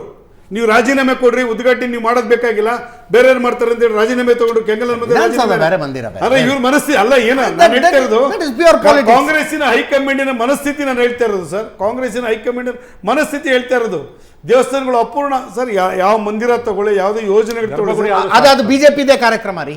ಈಗ ಎಷ್ಟು ಒಪ್ಕೊಳ್ಳಿ ಬಿಡಿ, 22ನೇ ತಾರೀಕಿಂದ ಬಿಜೆಪಿ ಕಾರ್ಯಕ್ರಮ. ನೀವು ಲೋಕಸಭಾ ಚುನಾವಣೆ ಪ್ರಚಾರ ಚುನಾವಣೆ ಸಂದರ್ಭ ನಮ್ದು ಪೊಲಿಟಿಕಲ್ ಪಾರ್ಟಿ ಅಜೆಂಡವೂ ಹೌದು. ಇದು ಅಜೆಂಡಾ ಕವರ್ಯಾಕ್ ಬರ್ತಾರೆ ಸರ್. ಅಜೆಂಡಾ ಸರ್, ಆದ್ರೆ ಇದು ಸರ್ಕಾರದ ದುಡ್ಡಲ್ಲಿ, ಬಿಜೆಪಿ ದುಡ್ಡಲ್ಲಿ ದೇವಸ್ಥಾನ ನಿರ್ಮಾಣ ಮಾಡಿಲ್ಲ, ಭಕ್ತರ ದುಡ್ಡಲ್ಲಿ ದೇವಸ್ಥಾನ ನಿರ್ಮಾಣ ಮಾಡಿರ್ತಕ್ಕಂಥದ್ದು. ಯಾವುದೇ ದೇವಸ್ಥಾನವನ್ನ, ಗರ್ಭಗುಡಿನ ಯಾವುದೇ ಒಬ್ಬ ವ್ಯಕ್ತಿ ಕಟ್ಟೋ ಆಗಿಲ್ಲ. ನಮ್ಮ ಒಂದು ಒಬ್ಬ ವ್ಯಕ್ತಿ ಕಟ್ಟೋ ಆಗಿಲ್ಲ, ಒಬ್ಬ ಅದಕ್ಕೆ 10 ಜನದ ಧರ್ಮದರ್ಶಿ ಎಲ್ಲರದ್ದು ಧಾರ್ಮಿಕರ ದುಡ್ಡು ಸೇರ್ಬೇಕು, ವಂತಿಗೆ ಪಡೆದೇ ದೇವಸ್ಥಾನ ಮಾಡಬೇಕು ಅಂತ ಇರೋದು. ಹೋಗೋದಾಗಿತ್ತಲ್ಲ ಇಲ್ಲಿ. ಸರಿ, ಬನ್ನಿ, ನನಗಂತ ಇನ್ನೊಂದು ಸಣ್ಣ ಬ್ರೇಕ್ನ ಸಮಯ ಆಗಿದೆ. ಬ್ರೇಕ್ ನಂತರ ಲೆಫ್ಟ್ ರೈಟ್ ಹ್ಯಾಂಡ್ ಸೆಂಟರ್ಗೆ ಮತ್ತೊಮ್ಮೆ ಸ್ವಾಗತ. ಮಹೇಶ್ ಚಂದ್ರ ಗುರು ಅವರು ನಮ್ಮ ಜೊತೆಗೆ ಮೈಸೂರಿನಿಂದ ಲೈವ್ನಲ್ಲಿದ್ದಾರೆ. ಮಹೇಶ್ ಚಂದ್ರ ಗುರುಗಳೇ, ಕಾಂಗ್ರೆಸ್ಸಿನ ಸೈದ್ಧಾಂತಿಕ ಬದ್ಧತೆಯ ಬಗ್ಗೆ ನೀವು ಮಾತಾಡ್ತಾ ಇದ್ರಿ. ಬಹುಶಃ ಸೈದ್ಧಾಂತಿಕ ಬದ್ಧತೆಯೊಂದಿಗೆ ಇಂಥದ್ದೊಂದು ನಿರ್ಣಯವನ್ನು ತೆಗೆದುಕೊಂಡಿದ್ದು ಜವಾಹರ್ಲಾಲ್ ನೆಹರು ಒಬ್ಬರೇ. ಅವರಿಗೆ ರಾಜಕೀಯ ಅನಿವಾರ್ಯತೆಗಳಿರಲಿಲ್ಲ. ಓಟ್ ಏನಾಗ್ಬಿಡ್ತಾವೋ ಅಂತ. ಸೋಮನಾಥ ಮಂದಿರದ ನಿರ್ಮಾಣಕ್ಕೂ ಸರ್ಕಾರಕ್ಕೂ ಸಂಬಂಧ ಇರಬಾರ್ದು ಅನ್ನೋದು ಅವ್ರ ನಿಲುವಾಗಿತ್ತು. ಅವ್ರಿಗೆ ಮನಸ್ಸೇ ಇರಲಿಲ್ಲ ಬೇಸಿಕಲಿ. ಆದರೂ ಸರ್ದಾರ್ ವಲ್ಲಭಾಯಿ ಪಟೇಲ್ರು ವಿಶೇಷ ಆಸಕ್ತಿ ತಗೊಂಡು ಅದನ್ನು ಮಾಡಿದ್ರು. ಹೌದು. ಅದರ ಉದ್ಘಾಟನೆಗೆ ರಾಷ್ಟ್ರಪತಿಗಳಿಗೆ ಹೋಗೋದಕ್ಕೂ ವಿರೋಧ ಇತ್ತು ನೆಹರು ಅವ್ರದ್ದು. ಅದರಲ್ಲಿ ಸಿದ್ಧಾಂತ ಇತ್ತು, ಒಪ್ತೀನಿ. ಅದಾದ ನಂತರ ರಾಜೀವ್ ಗಾಂಧಿ ಅವರ ಕಾಲದಲ್ಲಿ ಮಂದಿರದ ಗೇಟ್ ಓಪನ್ ಮಾಡಿದ್ದು, ಪೂಜೆಗೆ ಅವಕಾಶ ಮಾಡಿಕೊಟ್ಟಿದ್ದು, ಬಾಬ್ರಿ ಮಸೀದಿ ಬೀಳ್ತಾ ಇದ್ದಾಗ ಪಿ ವಿ ನರಸಿಂಹರಾವ್ ಅವರು ಸುಮ್ಮನೆ ಕೂತ್ಕೊಂಡಿದ್ದು ಎಲ್ಲವೂ ಪ್ಲೇಯಿಂಗ್ ಟು ದ ಗ್ಯಾಲರಿ. ಅದು ಓಟಿನ ಲೆಕ್ಕಾಚಾರನೇ. ನಾವು ಧರ್ಮ ಧಾರ್ಮಿಕ ಕ್ರಿಯೆಗಳಿಂದ ದೂರ ಇರ್ತೀವಿ ಅನ್ನೋದಾದ್ರೆ ದೇವಸ್ಥಾನದ ಬಾಗಿಲನ್ನು ತೆಗೆಸಿ ಗೇಟನ್ನು ತೆಗೆಸಿ ಪೂಜೆಗೆ ಅವಕಾಶ ಮಾಡಿಕೊಟ್ಟಿದ್ದು ಯಾರು ಹಂಗಿದ್ರೆ? ಓಟಿನ ಲೆಕ್ಕಾಚಾರ ಅಲ್ವಾ ಅದು? ಅದು ತಪ್ಪು ರಾಜಕೀಯ ನಡೆ. ನಾನು ಅದನ್ನ ಖಂಡಿಸ್ತೀನಿ. ಜವಾಹರ್ಲಾಲ್ ನೆಹರು ಅವರ ಅಲಿಪ್ತ ನೀತಿ ಅಂತಾರಾಷ್ಟ್ರೀಯ ಮಟ್ಟದಲ್ಲಿ ಖ್ಯಾತಿ ಗಳಿಸಿದೆ. ರಾಷ್ಟ್ರದಲ್ಲಿ ಅವರು ಬಹುತ್ವಕ್ಕೆ ಶರಣಾದ ಬಗೆ, ಧರ್ಮನಿರಪೇಕ್ಷತೆಯನ್ನ ಪ್ರಧಾನಿ ಆಗಿರೋ ತನಕ ಪರಿಪಾಲನೆ ಮಾಡಿದಂಥ ಬಗೆ, ಅದು ಕೂಡ ಬಹಳ ಶ್ಲಾಘನೀಯ. ಆದರೆ ಇವತ್ತು ನಮ್ಮ ಕಾಲಘಟ್ಟದಲ್ಲಿ ಏನು ನಡೀತಿದೆ ಅಂತ ಹೇಳಿದ್ರೆ, ಪೊಲಿಟಿಸೈಸೇಷನ್ ಆಫ್ ರಿಲಿಜಿಯಸ್ ಇಶ್ಯೂಸ್ ಆಗ್ತಾ ಇದೆ. ಧಾರ್ಮಿಕ ವಿಷಯಗಳನ್ನ ಧರ್ಮದ ಗುರುಗಳಿಗೆ ಬಿಡಿ. ಈಗ ಗೇಟ್ ಓಪನ್ ಮಾಡಿ ಪೂಜೆಗೆ ಅವಕಾಶ ಕೊಡೋದಕ್ಕಿಂತ ಮುಂಚೆ ಶಾಬಾನು ಪ್ರಕರಣದಲ್ಲಿ ಸುಪ್ರೀಂ ಕೋರ್ಟ್ ನ ನಿರ್ಣಯವನ್ನು ಉಲ್ಟಾ ಮಾಡುವ ಆರ್ಡಿನೆನ್ಸ್ ಅನ್ನ ರಾಜೀವ್ ಗಾಂಧಿ ಸರ್ಕಾರ ತಂತಪ್ಪ. ಅದು ಕರೆಕ್ಟಾ ತಪ್ಪ? ನೋಡಿ, ಅದು ತಪ್ಪೆ. ಸುಪ್ರೀಂ ಕೋರ್ಟ್ ತೀರ್ಮಾನ ನಾನು ಒಪ್ತೀನಿ. ರಾಜೀವ್ ಗಾಂಧಿ ಅವರ ನಡೆ ಧೋರಣೆಯನ್ನ ಖಂಡಿತ ನಾನು ಒಪ್ಪೋದಿಲ್ಲ. ನಾವು ಈಗ ನೋಡಿ, ಮೊನ್ನೆ ಏನಾಯ್ತು, ಸರ್ವೋಚ್ಚ ನ್ಯಾಯಾಲಯ ಒಳ್ಳೆ ತೀರ್ಮಾನ ಕೊಡ್ತು ಮುಸ್ಲಿಂ ಮಹಿಳೆ ಪರವಾಗಿ. ಹಾಗಾಗಿ ನಾವು ಕೋರ್ಟ್ಗೆ ಒಂದು ಸಾಮಾಜಿಕ ಜವಾಬ್ದಾರಿ ಇದೆ, ಉತ್ತರದಾಯಿತ್ವ ಇದೆ. ಸಾಂವಿಧಾನಿಕ ವಿಧಿ ವಿಧಾನಗಳಿಗೆ ಅನುಗುಣವಾಗಿ ತೀರ್ಮಾನ ತೆಗೆದುಕೊಳ್ಬೇಕು, ಸಾರ್ವಜನಿಕ ಹಿತವನ್ನು ರಕ್ಷಣೆ ಮಾಡಬೇಕು ಅಂತಕ್ಕಂಥ ಜವಾಬ್ದಾರಿ ಇದೆ. ಆದರೆ ರಾಜಕೀಯ ಪಕ್ಷಗಳು ನೋಡಿ, ಕಾಂಗ್ರೆಸ್ ಇರಲಿ ಬಿಜೆಪಿ ಇರಲಿ, ಈಗ ರಾಜ್ಯದಲ್ಲಿ ಕಾಂಗ್ರೆಸ್ ಸರ್ಕಾರ ಇದೆ, ಸಿದ್ದರಾಮಯ್ಯನವರ ಸರ್ಕಾರ 22ನೇ ತಾರೀಕು ಎಲ್ಲಾ ಮುಜರಾಯಿ ದೇವಸ್ಥಾನಗಳಲ್ಲಿ ವಿಶೇಷ ಪೂಜೆ ಅಂತ ಹೇಳ್ತಿದ್ದಾರೆ. ಕರೆಕ್ಟಾ ತಪ್ಪ? ಅದು ನಾಟಕ. ಅದು ಹಂಗಿದ್ಮೇಲೆ ನಿಮ್ಮ ಮುಂದೆ ಹೋಗಿದ್ ಬನ್ನಿ ಉದ್ಘಾಟನೆಗೆ, ಯಾರು ಬೇಡ ಅಂತ ಹೇಳ್ತಾರೆ? ಧಾರ್ಮಿಕ ದತ್ತಿ ಇಲಾಖೆ ಇರೋದು ಒಂದು ಧರ್ಮದ ವಕ್ತಾರನಂತೆ ಕೆಲಸ ಮಾಡಕ್ಕೆ ಅಲ್ಲ, ಮತ್ತೆ ಒಂದು ಧರ್ಮವನ್ನ ರಕ್ಷಣೆ ಮಾಡೋದಕ್ಕೆ ಅಲ್ಲ, ಮತ್ತೆ ಒಂದು ಧರ್ಮದ ಜನರನ್ನ ಸುಪ್ರೀತರನ್ನಾಗಿಸೋದಕ್ಕಲ್ಲ. ತಪ್ಪು ನಿರ್ಣಯ. ಧಾರ್ಮಿಕ ದತ್ತಿ ಇಲಾಖೆ constitution we should not indulge in such thing. ಏನ್ ಹೇಳಿ? ಧಾರ್ಮಿಕ ದತ್ತಿ ಇಲಾಖೆ ಇರೋದೇನಕ್ಕೆ? ಅದು ತಪ್ಪು ನಡೆ. ಧಾರ್ಮಿಕ ದತ್ತಿ ಇಲಾಖೆ ಇರೋದಾದ್ರೂ ಏನಕ್ಕೆ ಮಾತ್ರನ? ಅದು ಅನಗತ್ಯ. ನಮ್ಮ ದೇಶದಲ್ಲಿ ಅದೊಂದು ಅನಗತ್ಯವಾದ ಹೊರೆ. ಅದನ್ನ ಸರ್ಕಾರಕ್ಕೆ ಬಿಟ್ಬಿಡಿ, ಸಂವಿಧಾನಕ್ಕೆ ಬಿಟ್ಬಿಡಿ, ಸಾರ್ವಜನಿಕ ಅಭಿಪ್ರಾಯಕ್ಕೆ ಮನ್ನಣೆ ಕೊಡಿ. ಈಗ ರಾಮಲಿಂಗಾರೆಡ್ಡಿ ಮುಜರಾಯಿ ಸಚಿವರಾಗಿ ಅವತ್ತು ವಿಶೇಷ ಪೂಜೆ ಏರ್ಪಡಿಸ್ಬಿಟ್ರೆ ಅವರು ಉದ್ಧಾರ ಆಗಲ್ಲ, ಕಾಂಗ್ರೆಸ್ ಪಕ್ಷನೂ ಉದ್ಧಾರ ಆಗಲ್ಲ, ಕನ್ನಡಿಗರು ಉದ್ಧಾರ ಆಗಲ್ಲ. ಈ ಸತ್ಯ ಅರ್ಥ ಮಾಡ್ಕೋಬೇಕು. ಈ ಸತ್ಯಕ್ಕೆ ನಾವು ಶರಣಾಗಬೇಕು. ಹಾಗಾಗಿ ರಾಮಲಿಂಗಾರೆಡ್ಡಿ ಅವರ ಏನು ನಿಲುವಿದೆ ಅದು ಕೂಡ 100ಕ್ಕೆ 100 ಖಂಡನೀಯ. ಅದು ಸ್ಟ್ಯಾಂಡ್ ತಗೊಂಡ್ರೆ ಕರೆಕ್ಟ್ ಆಗಿರ್ಬೇಕು. ಸ್ಟ್ಯಾಂಡ್ ನಿನ್ನೆ ಒಂದು ಸ್ಟ್ಯಾಂಡು, ಇವತ್ತೊಂದು ಸ್ಟ್ಯಾಂಡು, ನಾಳೆ ಒಂದು ಸ್ಟ್ಯಾಂಡು. ಹೀಗೆ ನಗಬಾಳಿ ಈಡಾಗಬಾರ್ದು ಯಾವುದೇ ಪಕ್ಷ ಆಗಿರ್ಲಿ. ಸೈದ್ಧಾಂತಿಕವಾಗಿ ಸರಿ ತಪ್ಪು ಒಂದು ಸ್ಟ್ಯಾಂಡ್ ಇರಬೇಕು ಸರಿಯಾಗಿ. ಅವರ ಅಭಿಪ್ರಾಯಗಳನ್ನು ಅವ್ರು ವ್ಯಕ್ತಪಡಿಸ್ತಾ ಇದ್ದಾರೆ. ನೋಡಿ, ಈಗ ಸೋಮನಾಥ್ ಮಂದಿರದ ನಾವು ಪಂಡಿತ್ ನೆಹರು ಅವರ ಪತ್ರವನ್ನು ಚರ್ಚೆ ಮಾಡ್ತಾ ಇದ್ವಿ. ನೀವು ಪಾಶ್ಚಿಮಾತ್ಯ ದೃಷ್ಟಿಕೋನದಿಂದ ಪಂಡಿತ್ ನೆಹರು ಮಾಡಿದ್ದು ಸರಿ ಇರ್ಬೋದು, ಆದರೆ ಸೋಮನಾಥ್ ಮಂದಿರದ ಜೀರ್ಣೋದ್ಧಾರ ಯಾವ ಕಾಲಘಟ್ಟದಲ್ಲಿ 800 ವರ್ಷಗಳ ದಾಸ್ಯದ ನಂತರ ಸತತ 17 ಇಂಪಾರ್ಟೆಂಟ್ ಯಾಕೆ ಮುಖ್ಯ ಆಗತ್ತೆ ನೋಡಿ. ಸೋಮನಾಥ್ ಮಂದಿರ ನಮ್ಮ ಒಂದು ದಾಸ್ಯದ 17 ಬಾರಿಯಲ್ಲಿ ದಾಳಿ ನಡೆದಿತ್ತು. ಕೋಟ್ಯಾಂತರ ಹಣವನ್ನು ಲೂಟಿ ಮಾಡಲಾಗಿತ್ತು, ಬಂಗಾರವನ್ನು ಲೂಟಿ ಮಾಡಲಾಗಿತ್ತು. ರಾಮ ಮಂದಿರದ ಹೋರಾಟವೂ ಕೂಡ ಯಾಕೆ ಮುಖ್ಯ ಆಯಿತು? ಯಾಕೆ ಬಿ ಜೆ ಪಿಗೆ ಒಂದು ಪೊಲಿಟಿಕಲ್ ಮೈಲೇಜ್? ಸುಮ್ಮನೆ ನೀವು ಯಾವುದೋ ಒಂದು ಮಂದಿರ ಪಟ್ಟಂತ ಮೈಲೇಜ್ ಸಿಗಲ್ಲ ಅಜಿತ್. ಅದಕ್ಕೊಂದು ಐತಿಹಾಸಿಕ ತಥ್ಯಗಳು. ರಾಮ ನಮ್ಮ ಇತಿಹಾಸ ಪುರುಷ. ನೀವು ರಾಮನನ್ನು ಹಿಂದೂ ಧರ್ಮಗಳ ವ್ಯಾಖ್ಯೆಯಿಂದ ಸ್ವಲ್ಪ ತೆಗೆದು ದೂರ ಇಡಿ. ರಾಮ ನಮ್ಮ ಪೂರ್ವಜ ಆತ. ಆತನ ಜನ್ಮಸ್ಥಾನವನ್ನು ಬಾಬರ್ನ ಸೇನಾಧಿಪತಿ ಬಂದು ಕೆಡವಿ ಹಾಕಿದ ನಂತರ ನಡೆದಿರ್ತಕ್ಕಂಥ ಹೋರಾಟ ಇದು. ನೀವು ಇದನ್ನು ತುಂಬ ಅಂದರೆ ಪಾಶ್ಚಿಮಾತ್ಯದ ಒಂದು ಸೆಕ್ಯುಲರ್ ಸಿದ್ಧಾಂತದ ಅಡಿಯಲ್ಲಿ ಆ ಗೋಲದಲ್ಲಿ ನೋಡ್ಲಿಕ್ಕೆ ಹೊರಟ್ರೆ ನಿಮ್ಗೆ ಉತ್ತರಗಳು ಸಿಗಲ್ಲ. ಜನ ಯಾಕೆ ಇಷ್ಟೊಂದು ರಾಮ ಮಂದಿರದ ಹೋರಾಟಕ್ಕೆ ಬೆಂಬಲವನ್ನು ವ್ಯಕ್ತಪಡಿಸಿದ್ರು? ನೋಡಿ, ಕಮ್ಯುನಿಸ್ಟ್ರಿಗೆ ಸಾಧ್ಯ ಆಗದೆ ಹೋಗದ್ದು, ಸೋಷಿಯಲಿಸ್ಟ್ರಿಗೆ ಸಾಧ್ಯ ಆಗದೆ ಹೋಗದ್ದು, ಸಂಘ ಪರಿವಾರ ಮತ್ತು BJPಗೆ ಕಾಂಗ್ರೆಸ್ನ ಪರ್ಯಾಯವಾಗಿ ನಿಲ್ಲಕ್ಕೆ ಯಾಕೆ ಸಾಧ್ಯ ಆಯಿತು? That is because of Ram Mandir ಹೋರಾಟ. No doubt. ನೀವು ಅದನ್ನು ಒಂದು ವ್ಯಾಖ್ಯೆ ಅಡಿಯಲ್ಲಿ ಹಾಗಿರಬೇಕು, ಹೀಗಿರಬೇಕು, ಹೀಗಿರಬಾರ್ದು, ಹಾಗಿರಬಾರ್ದು ಅನ್ನೋ ದೃಷ್ಟಿಯಿಂದ ನೋಡಿದಾಗ ನಾನು ಪೊಲಿಟಿಕಲಿ ಹೇಳ್ತಾ ಇದ್ದೀನಿ. ಕರೆಕ್ಟ್. BJPಗೆ ಅದರ ಲಾಭ ಸಿಕ್ಕಿದ್ದೆ ಆ ಹೋರಾಟದ ಕಾರಣದಿಂದಾಗಿ. ಕ್ರೆಡಿಟ್ ತಗೋತಾರೆ. Thank you so much Mahesh Chandra ಗುರುಗಳೇ, ರಿಯಾಜ್ ಧನ್ಯವಾದ, ಇಬ್ಬರಿಗೂ ಧನ್ಯವಾದ. Thank you so much Prashanth. ಇದರೊಂದಿಗೆ ಇವತ್ತಿನ ಲೆಫ್ಟ್ ರೈಟ್ ಆ್ಯಂಡ್ ಸೆಂಟರ್ ಮುಗಿಸ್ತಾ ಇದ್ದೀನಿ. ನೇರ ದಿಟ್ಟ ನಿರಂತರ ಸುದ್ದಿಗಾಗಿ ನೋಡ್ತಾ ಇರಿ ಏಷ್ಯಾನೆಟ್ ಸುವರ್ಣ ನ್ಯೂಸ್.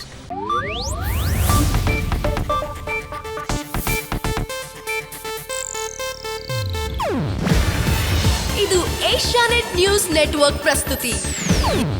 ನೀವು ನೋಡ್ತಿದ್ದೀರಾ ಏಷ್ಯಾನೆಟ್ ಸುವರ್ಣ ನ್ಯೂಸ್.